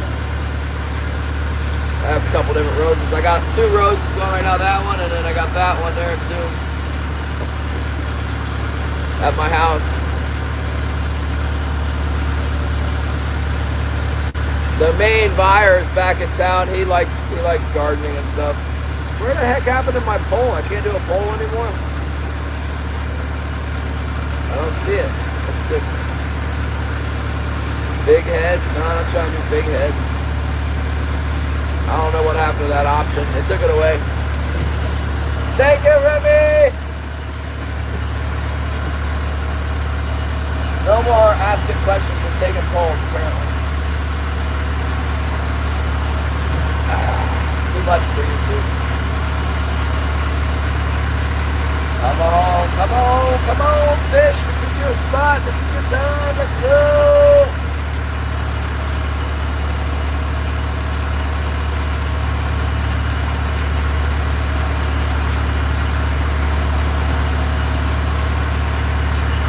Matt S. in the house with a beautiful color combination.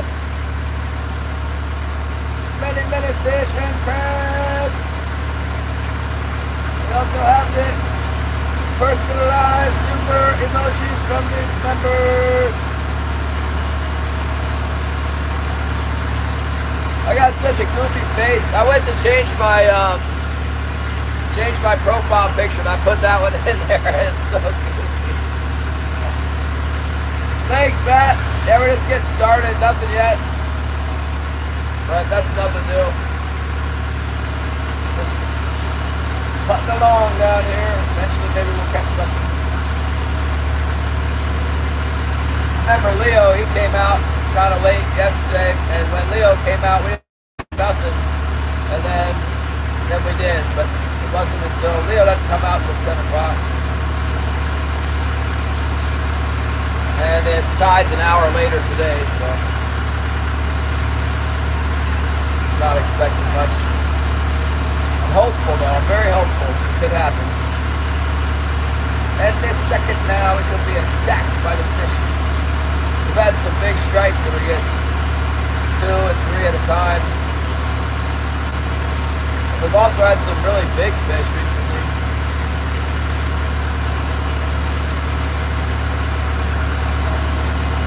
See what happens. We're in the game.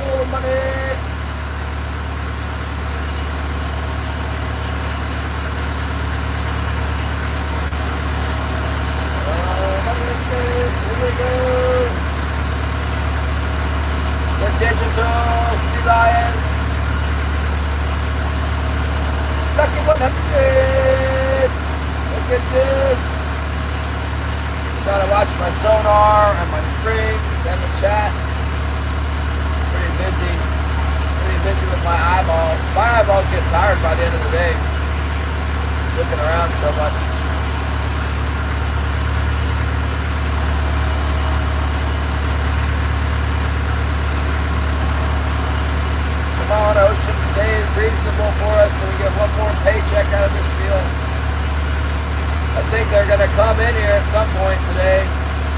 Just gotta hold our ground. Eventually something should come through.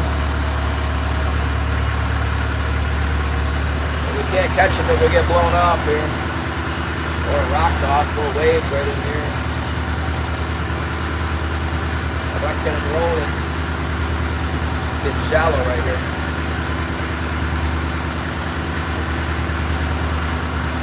Come on, come on, come on. Yeah, it's crazy tidal out here when it's a big, really big tide. They tend to bite when it slows down. Right, this is the fastest part of the tide right now. At slack tide, it's obviously not moving, and then tides are about 6 hours apart. So when you get 3 hours into the tide, that's the maximum flow. I think that's where we are now. Might even have a little ways yet to go before it reaches the maximum speed.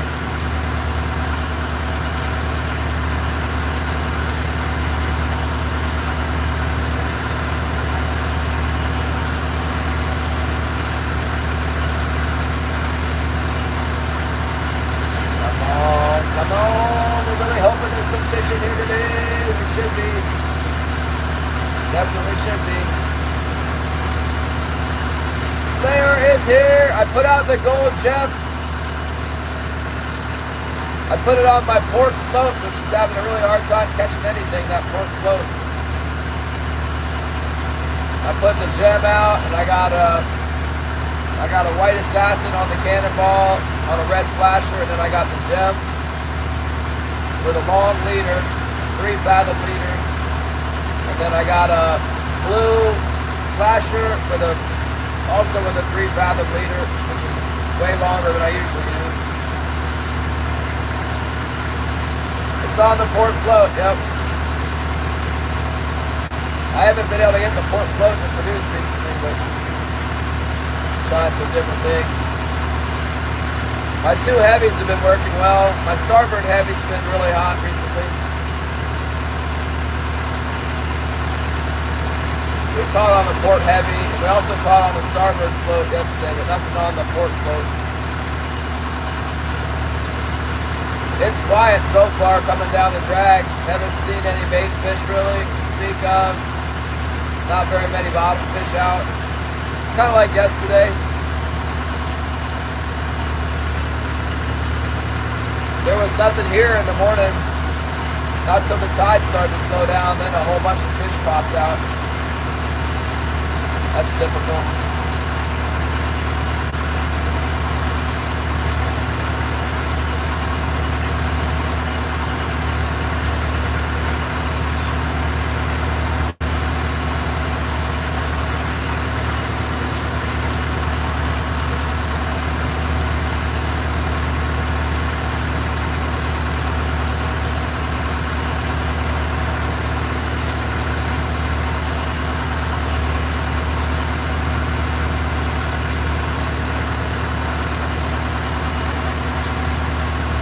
Yeah, yesterday was good, but nothing really happened until after 10 a.m. And the tide's an hour later today, or 45 minutes later today, so we'll see. Like I was saying earlier, a lot of times we get 1 or 2 in the morning, but the bite out here this time of year, the bite usually starts off around 10 a.m. is what I noticed.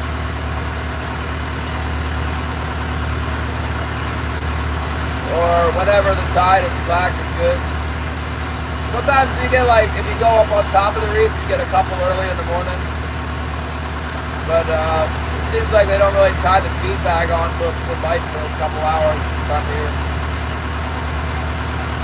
In the fall, it's really good early in the morning, late in the day. When it's really cold like this, it seems to take them a while to get going in the morning. No, I've never had a gold gem before.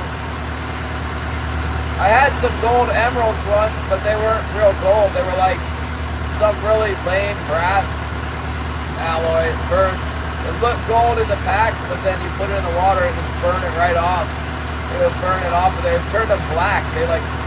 One day they turned black, and then the next day it was like a chrome spoon with black spots.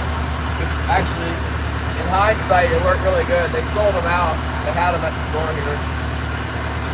Yeah, once you got rid of that fake gold or whatever it was the Chinese made emeralds before they stopped making them all together.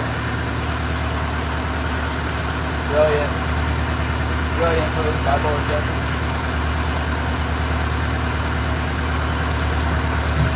They don't work for the hand trollers very much. I've given them to the skiff guys when they're working good for me, and they don't catch with them. They work good on a power troller though. Oh! The free members on the Sushi Buffet. Well, that's a great idea, Johnny. I'll have to do a members only sushi buffet. We'll get right on that. I'll have to take some, I got a little bit of yellowtail left in my freezer. I know I got at least a pack of wahoo left. I'll take it out. I got some halibut in the boat. Let's see what I can. There's that halibut. Oh my goodness, look at that halibut. It's a beer battered halibut. I don't have any beer at my house, but water works for that stuff too. Just mix it up like pancake batter, you know. Really good. I like it. Come on, fish. Feel the warmth. It's not cold today. Start biting.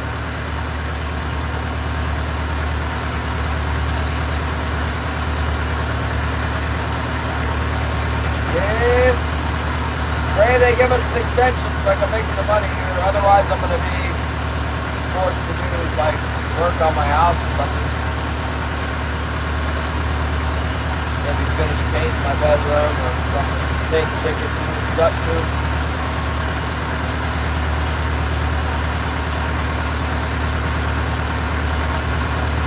$94 catfish. Look at this. 5 to 22, 11 gators, 6 to 9 foot brush hooking. Heck yeah. Sounds like real life swamp people. Shoot 'em, Elizabeth, shoot 'em, shoot 'em. I liked that show until they got to be like famous or whatever.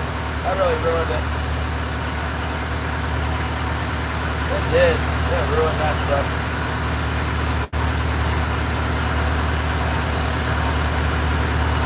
I stopped watching it.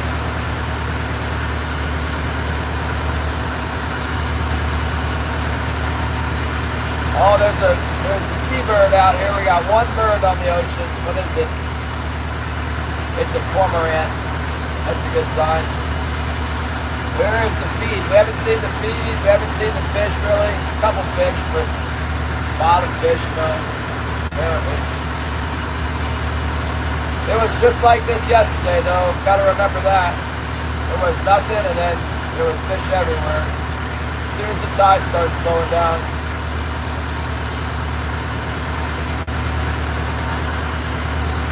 I know from experience that we can catch king salmon. They'll be coming through. All we got to do is get a couple to come through, and we'll get them. When the tide gets right, they should move in like schools of them. But right now, it should be possible to just get one coming through. Catch them while they're trying to get in over this bar, coming in and out of the bay.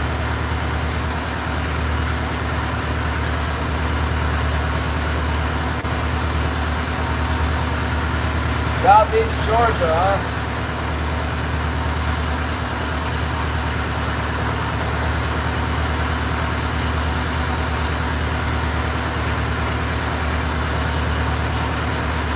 Well, I'm from Virginia. That's not too far away. I never spent much time in Georgia, though. I've been there once. On my way to Florida, I think.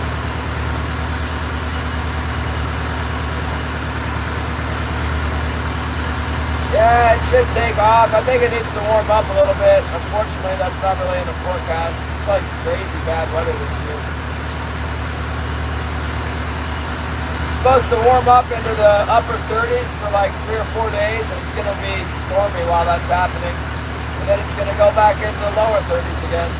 But at least there's no single digits in the forecast anymore.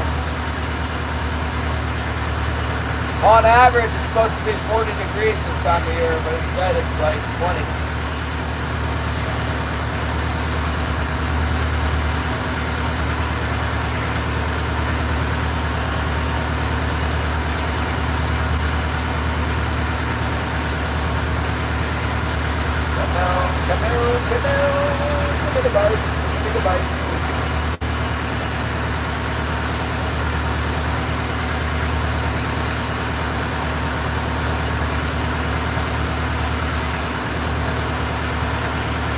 I wonder if Leo caught some fish over where he went off to the west, or we got them all over here. It's hard to say.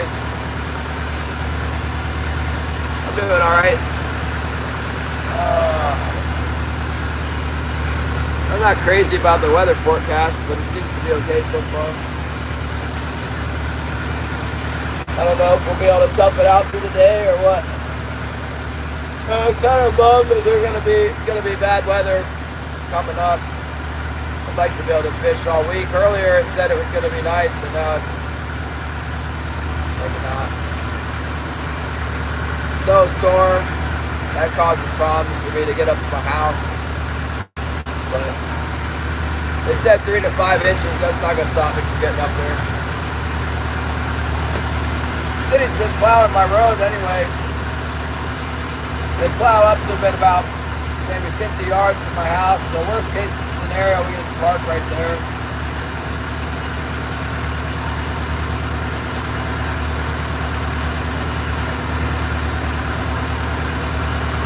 All right, that was the easy part. That was going with the wind and the waves behind us. Now we gotta turn this baby around and head back down into the old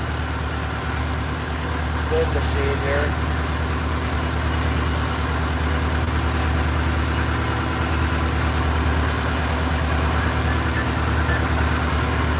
I wish I lived in California. I'd be out there tuna fishing if I could. I guess you want what you can't have, you know. If I was down there, had a boat or whatever, I'd be bored of it. I'd be wanting to come up to Alaska and go halibut fishing. Okay, pink salmon fishing. I'm coming, Johnny. I got my trip booked for 2026. October, I think it's like October 19th I'm coming. San Diego. Oh yeah, look at these waves. Big old waves coming right at me here. Oh my goodness. Doesn't seem like you got any waves to turn around into it.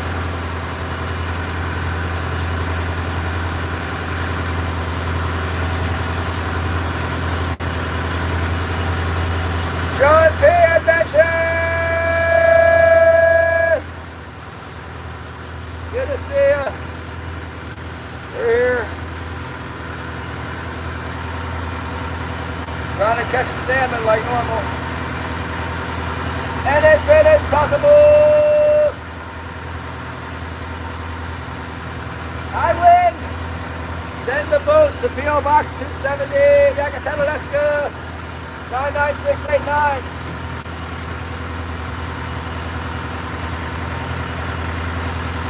Make the money order payable to GLACIER SHARK Outdoors.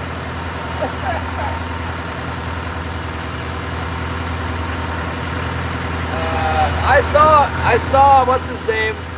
Zyro was in here earlier. What's up? Travis, go there.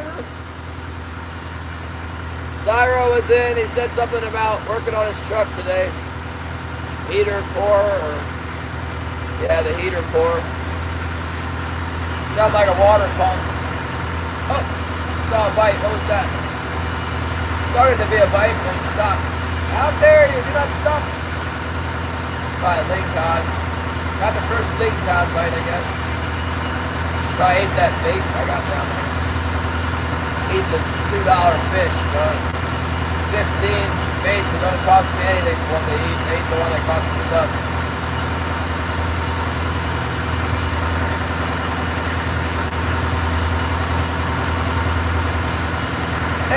fishing video. Ice fishing is over. What do you get? Oh, 7. Oh, walleye 7 pounds. That's a big one. Fish sticks for 2 days.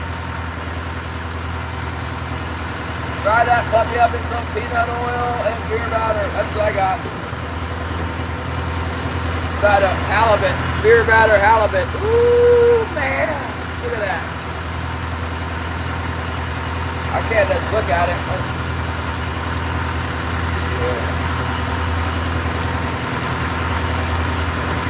Thank God for the halibut. Look at that thing. Yeah. Oh, my goodness.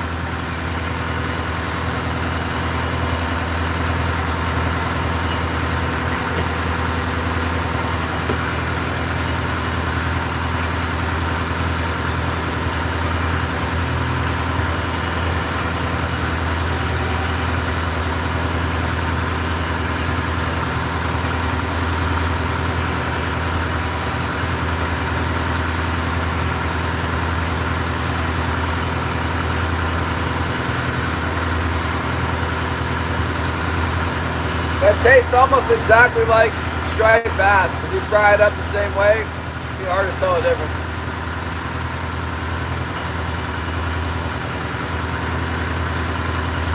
Try to pass a little bit deeper. I love flounder fishing. Bob, you know that should be good in April. Flounder fishing in Maryland on that bridge. I'll have to show you how to set it up. It helps a lot if you have a cast net and a flow troll bucket with or a cooler. Flow troll bucket, that's what you need. Like a big one. There's some creeks around there. You throw the cast net in the creek, and then you catch the whatever you get that's not regulated. Spot, and catch mullet, and you catch peanut bunker. Then you put them in that flow troll, and the creek is really close to the bridge. You just jump in the car, drive to the bridge, and then you have a long rope. You let the flow troll bucket drag in the bay, you know, you drag it in the current, and then you use a bobber. They make these big bobbers that are like the size of a softball, and you put there's a special rig. They sell it at the tackle shop at the bridge there. It's a spreader rig. It looks like a coat hanger, and you hang a 2-ounce weight in the middle, and then on either end you put like a, I don't know, I can't remember, 3-foot leader or something. Get you a good size hook, like a 3-aught octopus hook. And I mean, I guess it depends on the bait. If you got a little peanut bunker, those aren't the best baits, but they work. Anyway, you let that thing out, and you figure out the depth so that it just hits the bottom every once in a while. And you let that thing out in the shallows on the bridge, like so the western side of the bridge. Man, it is such a good fish. That's my favorite. That's probably my favorite fishing ever. I love that. I do that during the day, and then I striper fish at night when I go there. I don't know if it's even still viable, but I don't know why not. I heard that it was kind of hard to get a flounder like over 18 inches, but it's no problem to get one over 16 inches. So if the flounder size is less than like 16 inches, you can easily get your limit. If it's 18 inches, it's pretty hard, but it's not impossible.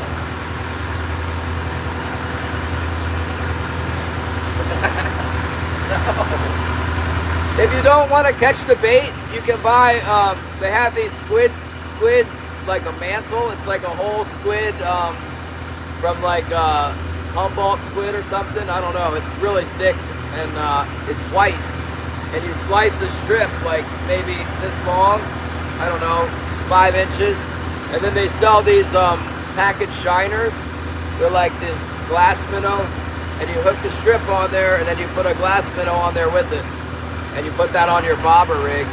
I like to use a bead too, like a pink bead or a glow bead, like a 10 millimeter bead above your hook, and then the squid and the shiner. Sometimes that works better than a live bait. But if you could get like 5-inch long mullet, oh man, 6-inch long mullet, then you start getting the bigger flounder. Like the big flounder will eat the squid too, but In the summertime, you'll also catch sea trout doing that too, and you can get bluefish anytime while you're doing that. But I remember one time I was on the bridge and I had the cast netted mullet. I think it was in September or August, and the gray trout came in, and we were catching gray trout with that bobber rig in the shallows there. Beautiful trout, like 25 inches, eating the live bait.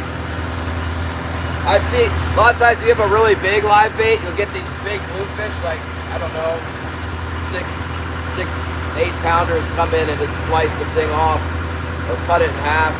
I've had bluefish at the Ocean City Bridge. I have my flounder. You put the flounder on a stringer and you let them down in the water next to your bucket. I've had big bluefish come in and bite my flounder off. They bite the tail off of it.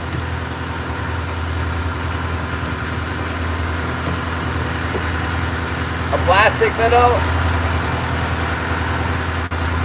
Yeah, see that? Back in the day, it was I remember when it was like 14 3/4 or 15 inches, and the limit was like 6 or something.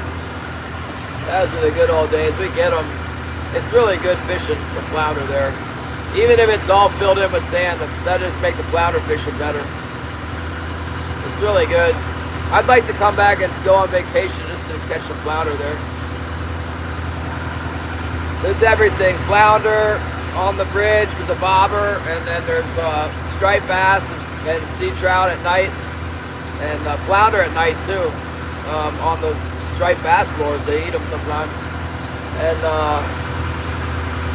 the tautog on the jetty is really a trick to catch them. There's like a couple bulkheads in the jetty, but they're the keeper size ones that can be really, really tricky. It took me a couple of years to figure out how to catch one.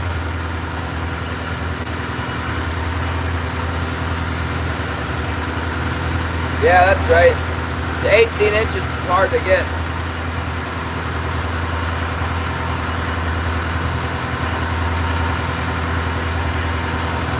Never know what they're gonna do with those fish. The flounder is like the most popular fish they got around there. So, here we go, we got one. We got one on, got the bite. Oh. Well, he bit it, and then he stopped biting it. I imagine we got him, I don't know. It didn't hit like a big one. Definitely had one bite it though. Did we lose that sucker? Maybe it's a lingcod, it's just messed off. Let's see what we got there. Could be the lingcod, the big lingcod. He just decided to shake his head. It looked real like a salmon, and then it stopped looking like a salmon. But the line is blown back. That's you guys do. Oh my goodness! I left my gaff at the house. We're gonna have to go back to the homemade gaff project that we were doing the other day. I left the gaff at home. I put it in my truck. Never brought it back. Dang it! It's all right. What do I do? Let me go get my halibut jig.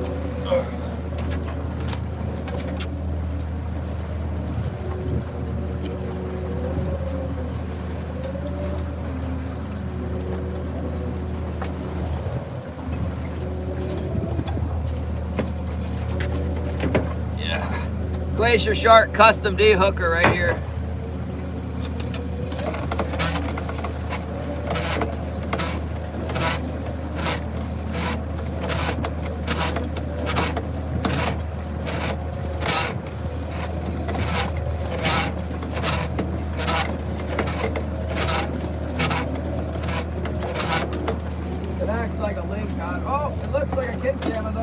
King. I think we got a king on the spoon.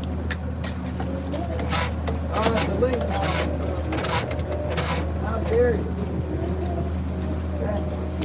Usually a lingcod don't select the spoon to bite. Pretty big lingcod. Look at this thing. There you go. Lingcod. Not what we're after there.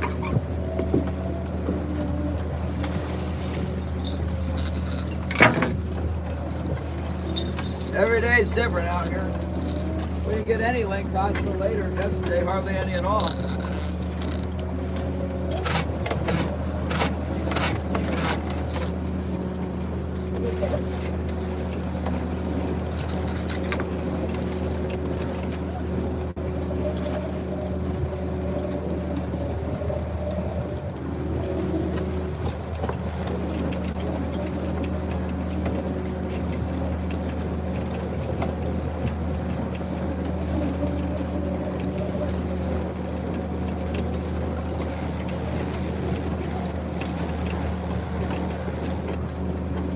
That'll make things more interesting.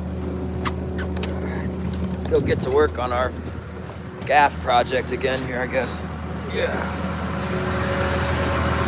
Stupid thing cod. Yeah, who knows how long he was on there.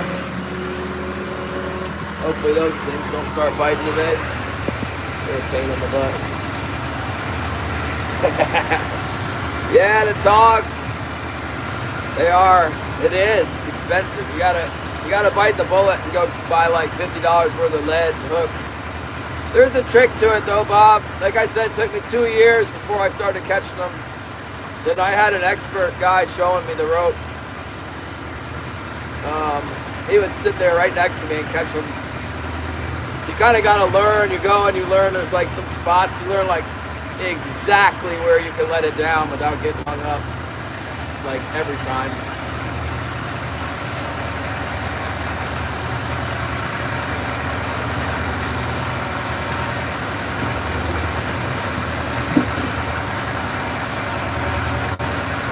I'm having trouble with this.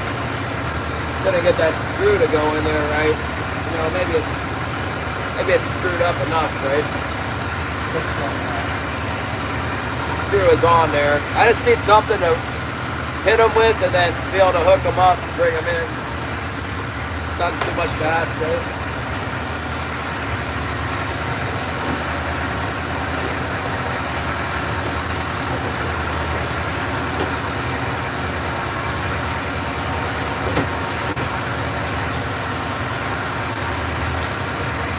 Turns out it's a big problem if you don't have that ability.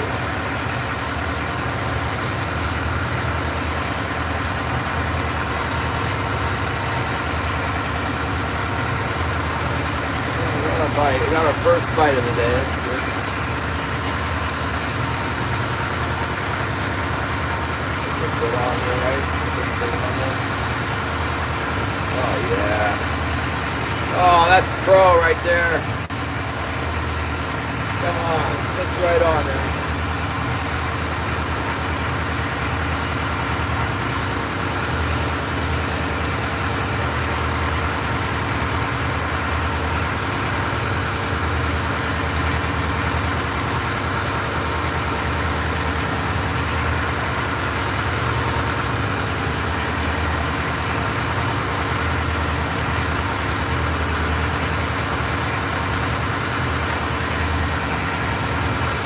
What's the worst thing that could happen with this?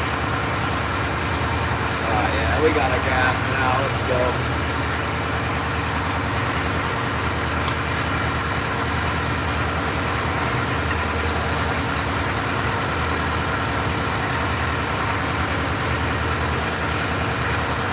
Hopefully the link cod don't get too carried away.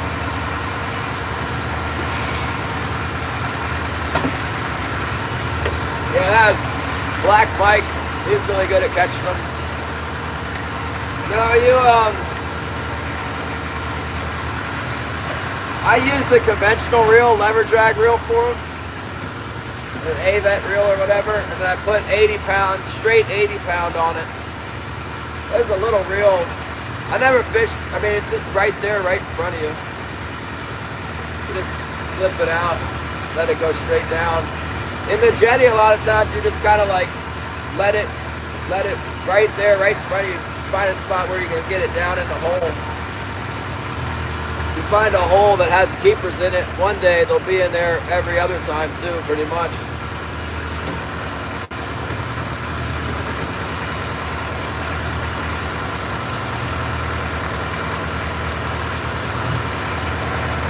Whatever.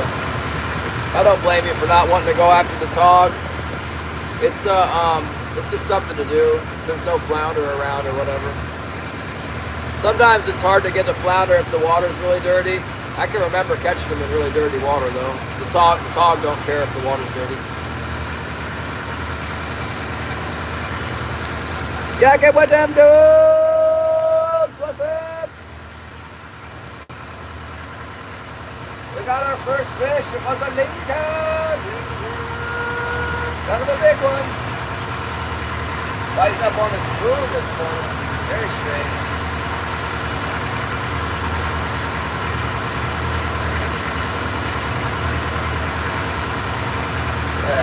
reverse current running in here again.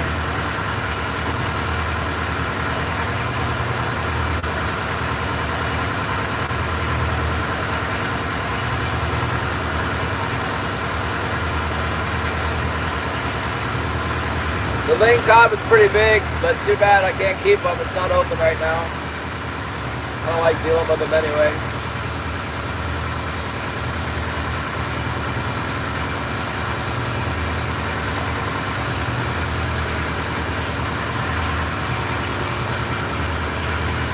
Come on, come on, come on! I don't know what happened to Zyro.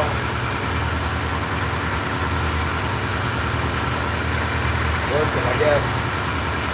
Zyro's at work. Bob's homesick. We got Gary, Johnny. Who's that? Yakking with them dudes. And if it's possible. Who else? Beer Coops. Who else is in here? Travis Yoder. John P. stopped by. NJ Fisher was here. That's nice.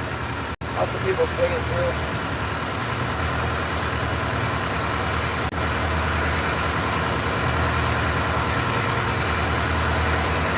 So that link got hit like a king salmon at first.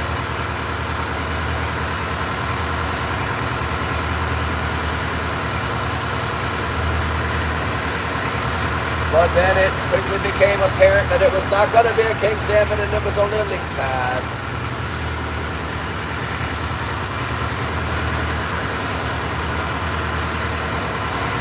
Hey, we're not doing too bad. The wind's not blowing. The snow's not too bad.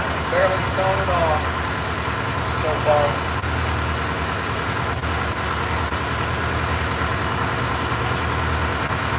Come on in here, fish, you stupid fish. Now that I'm not getting them, I wish I set my floats to 6 so I could go over the reef and see if there's any kings on top.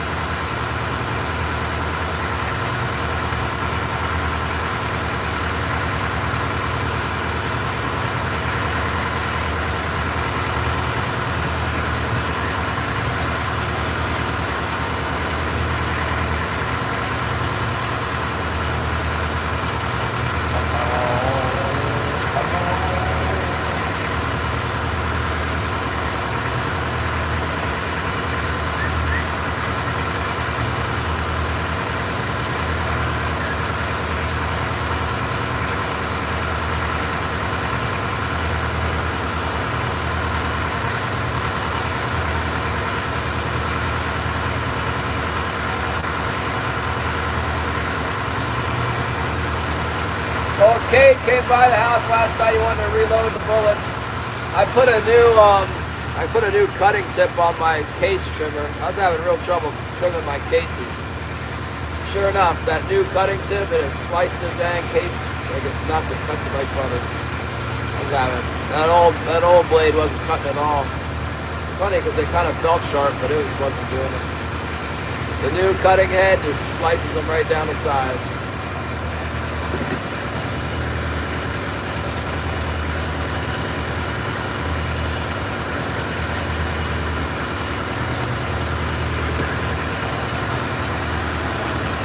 He loaded himself up some 165 grain nodular ballistic tip for black bear season, 308.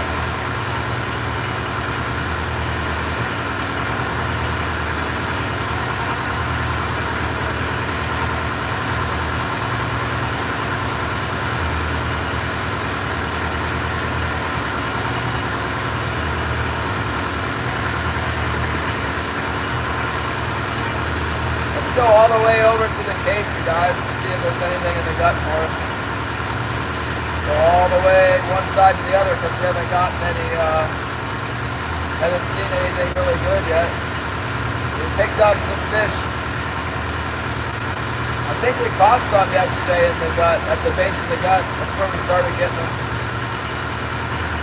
But we're only in the morning, only at high tide, and then on the outgoing tide we were getting them on the west end of the drag.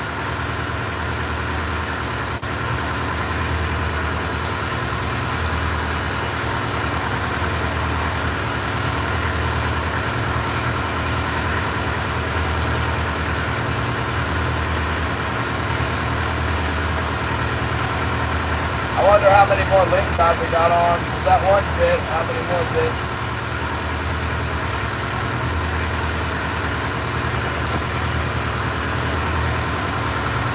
Oh, I kind of remember seeing a bite on my port heavy. We never checked it. It's blowing back too.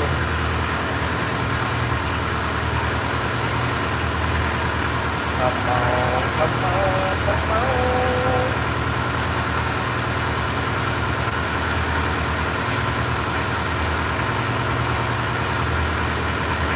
Yeah, it seems like when they're coming through here, we're able to catch them, but it's like there's just not very many around. Not seeing a lot of bait fish right now, so that's probably got a lot to do with it.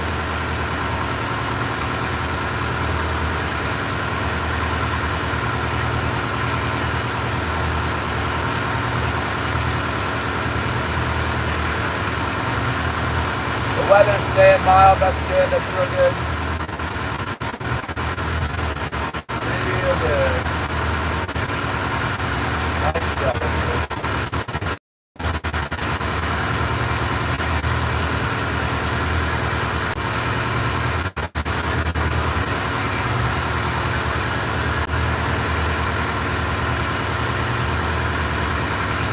I'm out on the outside edge of the drag right now, you can see. Turn it around here. Drag on. Yesterday we were getting them on the load side down here off the front of this thing here.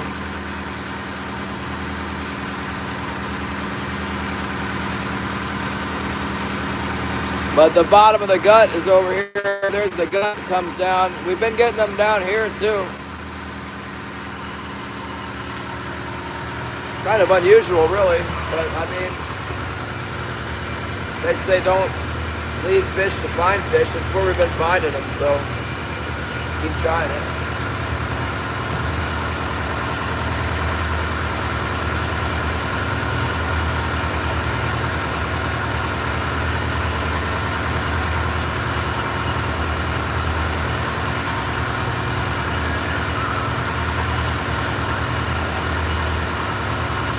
We'll just troll back and forth out here until something happens. So we get hit by the weather or the day wears out or the fish show up.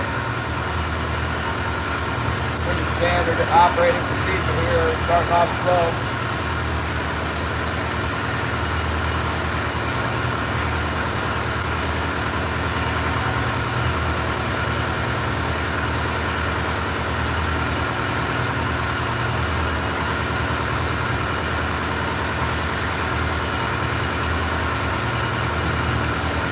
Yeah, we've been getting a few there at the mouth of the gut. It's interesting to me.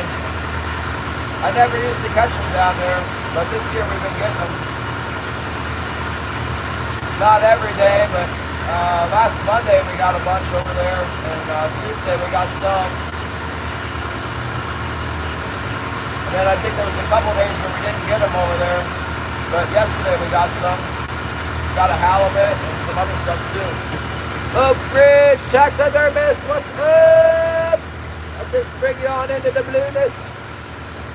If you're a taxidermist, you can automatically be blue. We just sent like about 38 skins to Make and Boil yesterday. Pelts, what have you.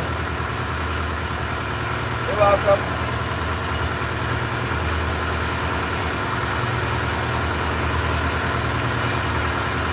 Not planning on doing any taxidermy. I got used for a taxidermist though. My taxidermist got old and retired. I used to use this guy in Virginia called J&P Taxidermy in Manassas, and he is no more. I don't see the business listing anymore when I try to look him up. That's cool.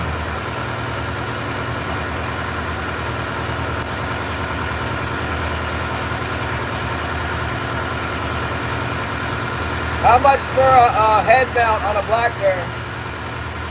Can you do a head mount, like just the neck and the head? Ah! Something that you can fit into a box for the post office? What's the size limit on the post office? I guess we got UPS, but they're really expensive here. I'm in Alaska. 600 for the head mount on the black bear. All right.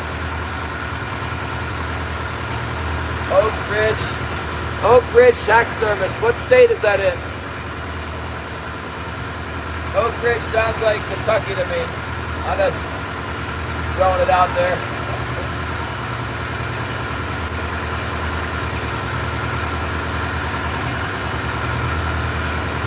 Oh, in Maryland. I'm from Virginia originally. That's cool.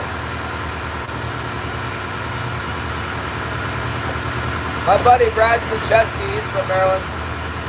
We got a bunch of Marylanders that come in here. We got Lee Haley, the striper fisherman.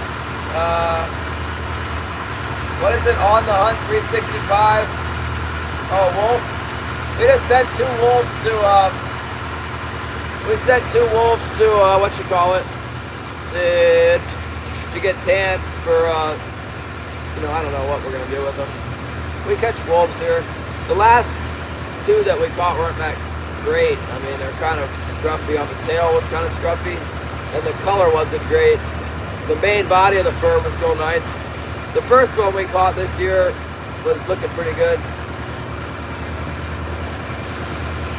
I had a wolf done up as a rug. That J&P guy did it for me. This is a big wolf. It ended up costing me this was a lot of years ago, maybe 10 years ago. I think it was $1,300. He did a really good job with it though. It had the water head, I snared it and it sat in the snare a little while before it died, I guess. So the head swelled up, and then I don't know, I guess he must have seen how big the head was on it with the leather being swelled out like that. And man, that wolf is terrifying. The head on it's it looks like a werewolf from a movie or something. It's crazy. He did a really good job with that one. Yeah.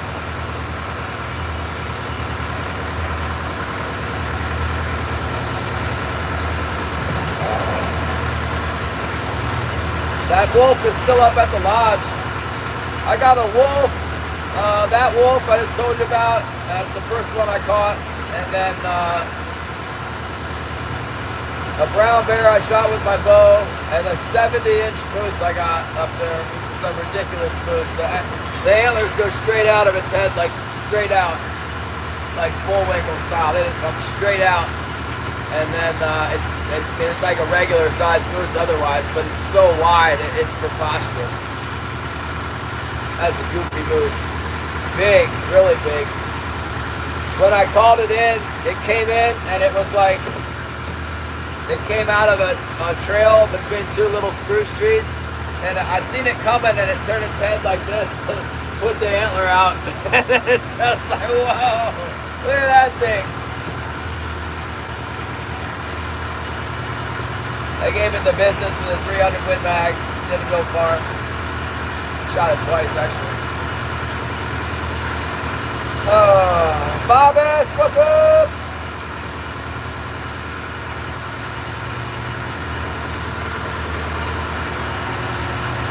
I got a good feeling about it. I was feeling like it wasn't going to happen, and now that we're over here by the cape and it's nice and calm, overcast, I got a good feeling about it. Come on, fish.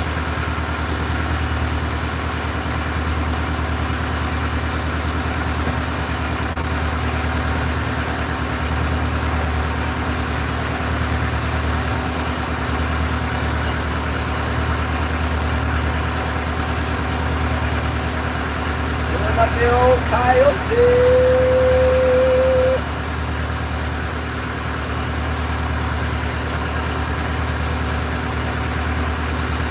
That's good, Bob. Good work. Do not tire. Doing the good work. Thank you very much. Thank you.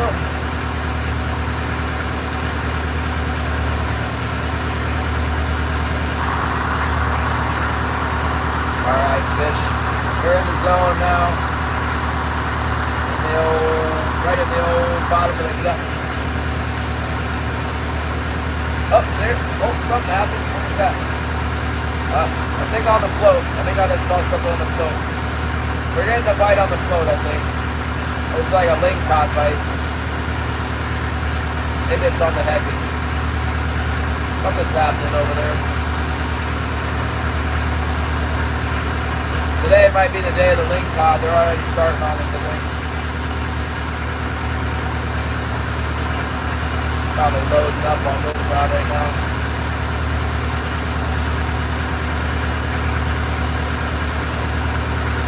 As soon as I slowed down, they started biting. Yeah, we're trolling out here, commercial trolling for king salmon in Alaska, in southeast Alaska. It's kind of a snow squall right now, light wind, 3 to 5 foot seas. We're getting a bite.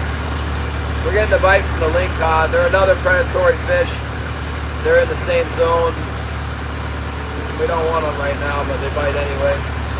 Caught some halibut yesterday too. We don't want those either, but they're biting too. Really hard to catch a king salmon this year, but there's a few around.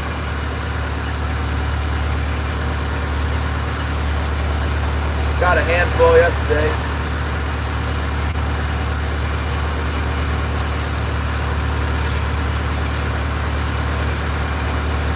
Got a handful yesterday, and we're hoping to get my goal is to get 3 today before this big snowstorm hits and the wind starts. Seems like they haven't been doing much until close to the high tide. But you never know. We are set to kill. If they come through, we'll get them. Catch them 3, 4, 5 at a time. However many bite on my hooks. I got about 16 hooks down right now. Usually they just bite the bottom 2 hooks, but sometimes they get fired up and they come up a little bit more.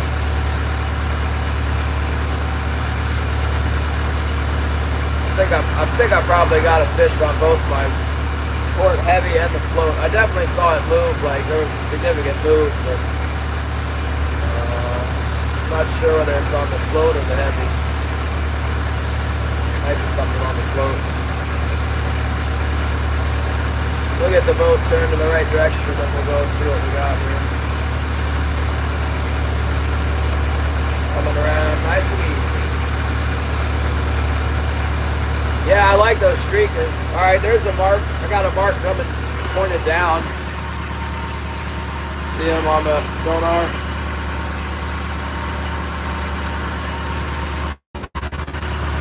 Typically at 50 feet we got king salmon. Going the wrong way, but sometimes they go down and bite. When they're up shallow like that, sometimes they'll go down into the gear and bite it. Usually when they're pointed down, that means they're in a negative mood and they won't bite, but sometimes. I've noticed sometimes if there's like really big fish on top, I'll mark like a great big one, like a big hard red boomerang going down. Those ones bite, and they're big. But a lot of times a little scratch like that by the surface if it's going down, it won't bite.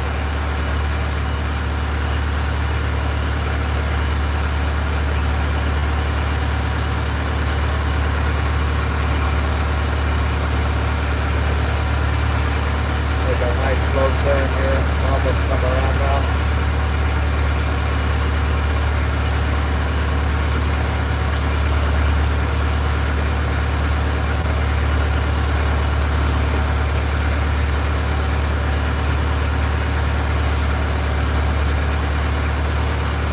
Might just be making it up. There could be nothing on the port line, but I'm pretty sure we got a bite there sometime.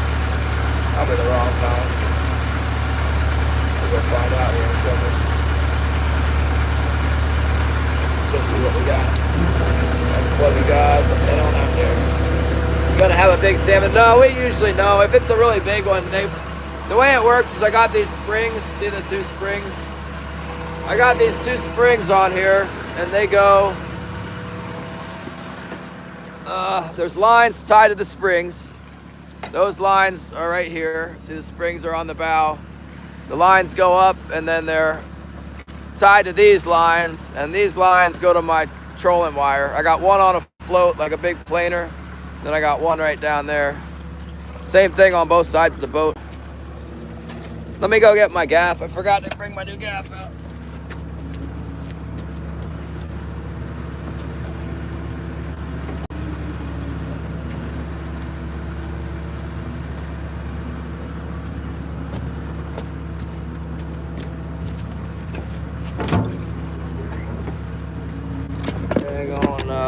Emergency gaff going on here. Let's check the main.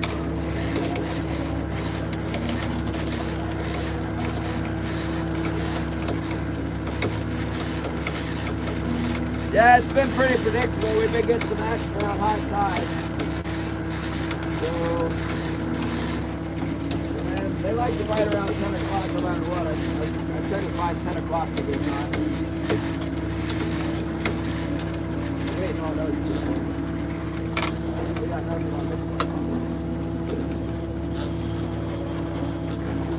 That bait's looking real nice on that. Bait's turning over really nice.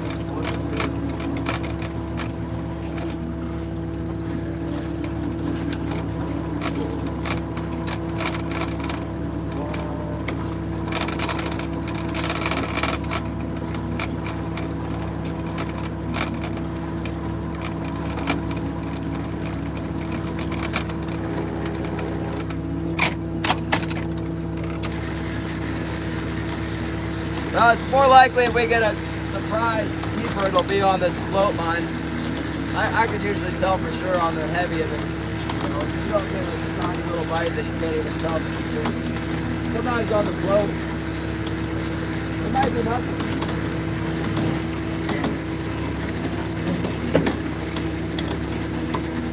Maybe we got one on Patrick's fancy hole.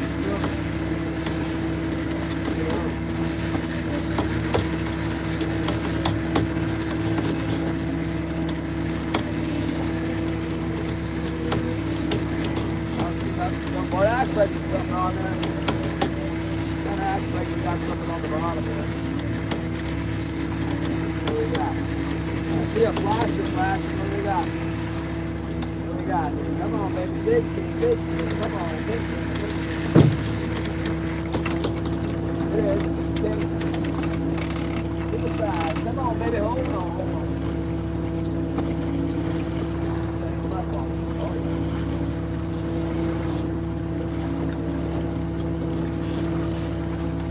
yeah. On that pink and green.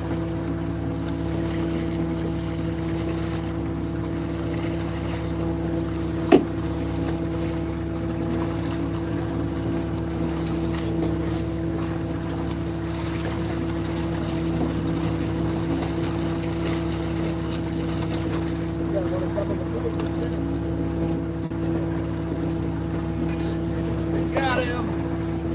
There he is. Got him with the old pink and green there. The king salmon. That's what we're fishing for. Target acquired. Got the wood. Yeah.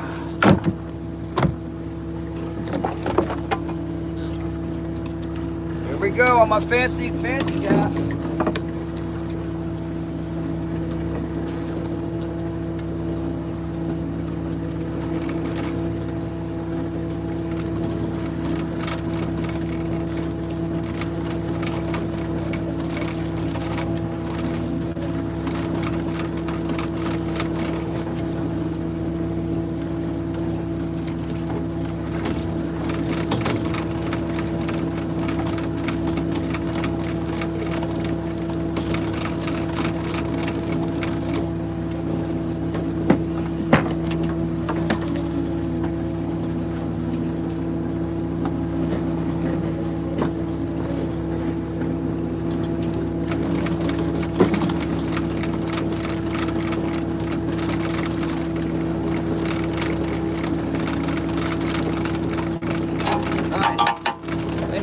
Started off well here.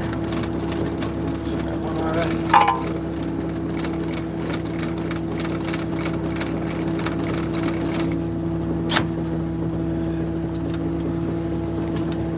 Yeah. Okay, here we go. Let's go. Let's go. It's snowing a little bit, huh? No problem. No problem. It can snow a little bit. No problem at all. You know what? Maybe let's turn around and go back over there, huh? Try and make one more turn around the gut. The old gut. Excuse me.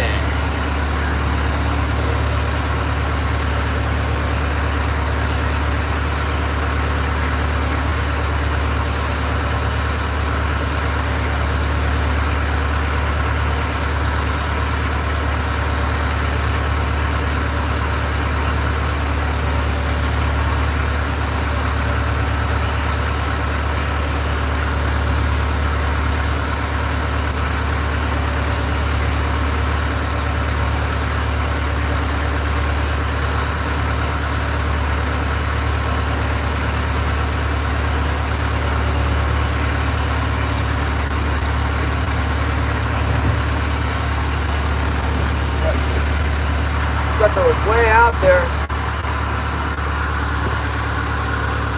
Okay. Luke's trying to get me on 68 here. 180, 68, non-commercial. Lucas! Yeah, hey, what's up? Are you at Point Manby?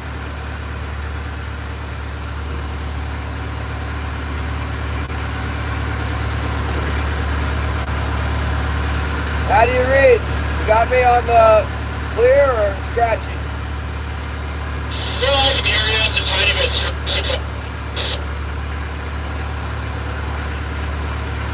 Yeah, you're coming in broken at the end of the call, but at the beginning I can hear. Yes. You want to try 10? Everybody uses 10. Yep. I think he's this far away.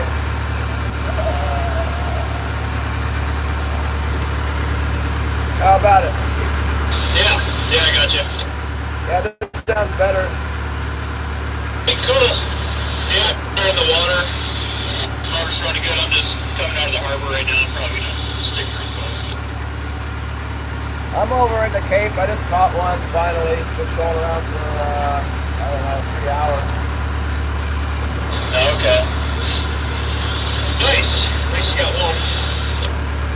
Yeah, they're biting on the pink, green Uchi with the pink insert that, that's what I got wrong. I mean, I got one fish, so.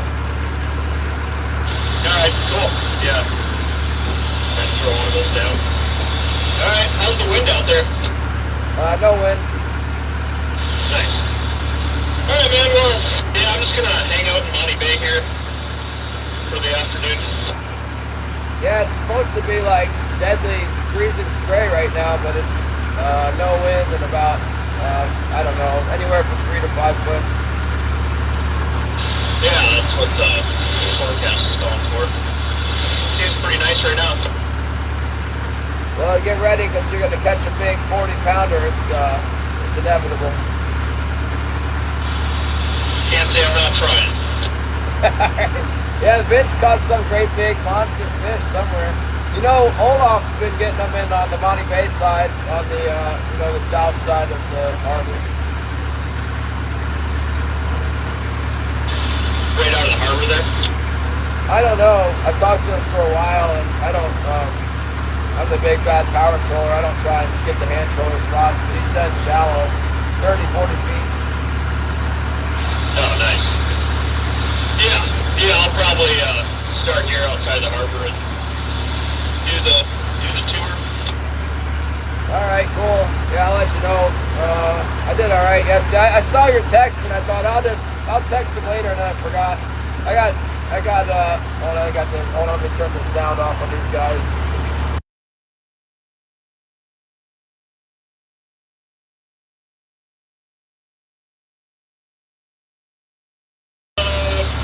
Get in touch with you on radio check, see how you're doing. Right on, yeah. Don't miss the high tide around the tide changes when it's been going off, All right, cool. Yeah, I'm gonna try to sticking here as long as I can. It'll be fine. I'll be on 16 here. Alright, 16. That's Luke. He's got the sea dory.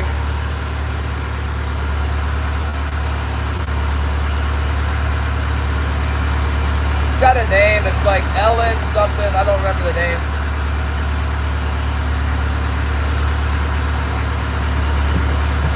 He won't come out here at 5 foot. I don't think it's probably not 5 foot, but it's something out here. It could blow up. I think I wouldn't call him out here with the forecast like it is. You got one forecast says it's going to be like terminal wind and ice, and the other one says it's going to be nice. I want them both to say nice before I call a guy out in the middle seawall. Plus they're not biting that much. It could start anytime though.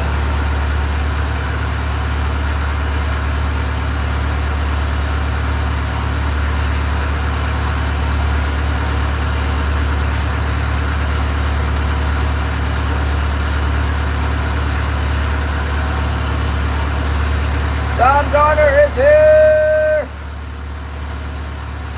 I saw that comment about the spring stretcher. I assumed it was Gary. Yeah, hopefully we get the spring of bouncing and no halibut. That's not the halibut that stretch the spring out pretty bad. It's not open yet. I love the fact that I got halibut quota. Like if there's still king salmon open March 28th, which we'll find out, I guess, tomorrow, then I can keep halibut while we're trolling like this. I catch a good amount in the springtime, halibut.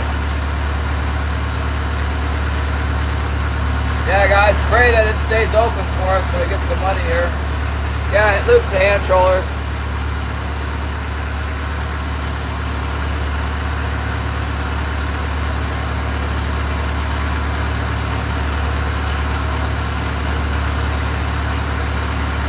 Thing is, if we don't get them now, we'll get them in the summer. They just moved the quota over to the summer. But what they're trying to do is make sure we don't catch the wrong fish, which we are catching the wrong fish. But they closed the area where they're getting the wrong fish right now. There's some rivers that don't have a whole heck of a lot of salmon around here, and they don't want us fishing in front of them in March and April.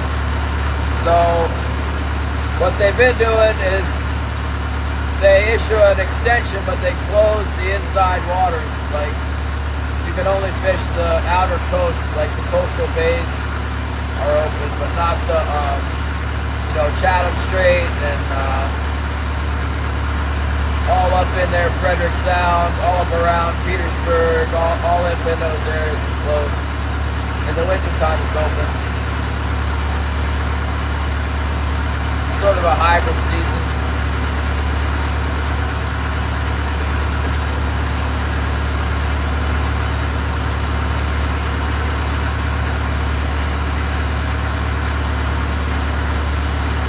Circling around at the bottom of their gut here. It seems to be a pattern that we're getting a few down here.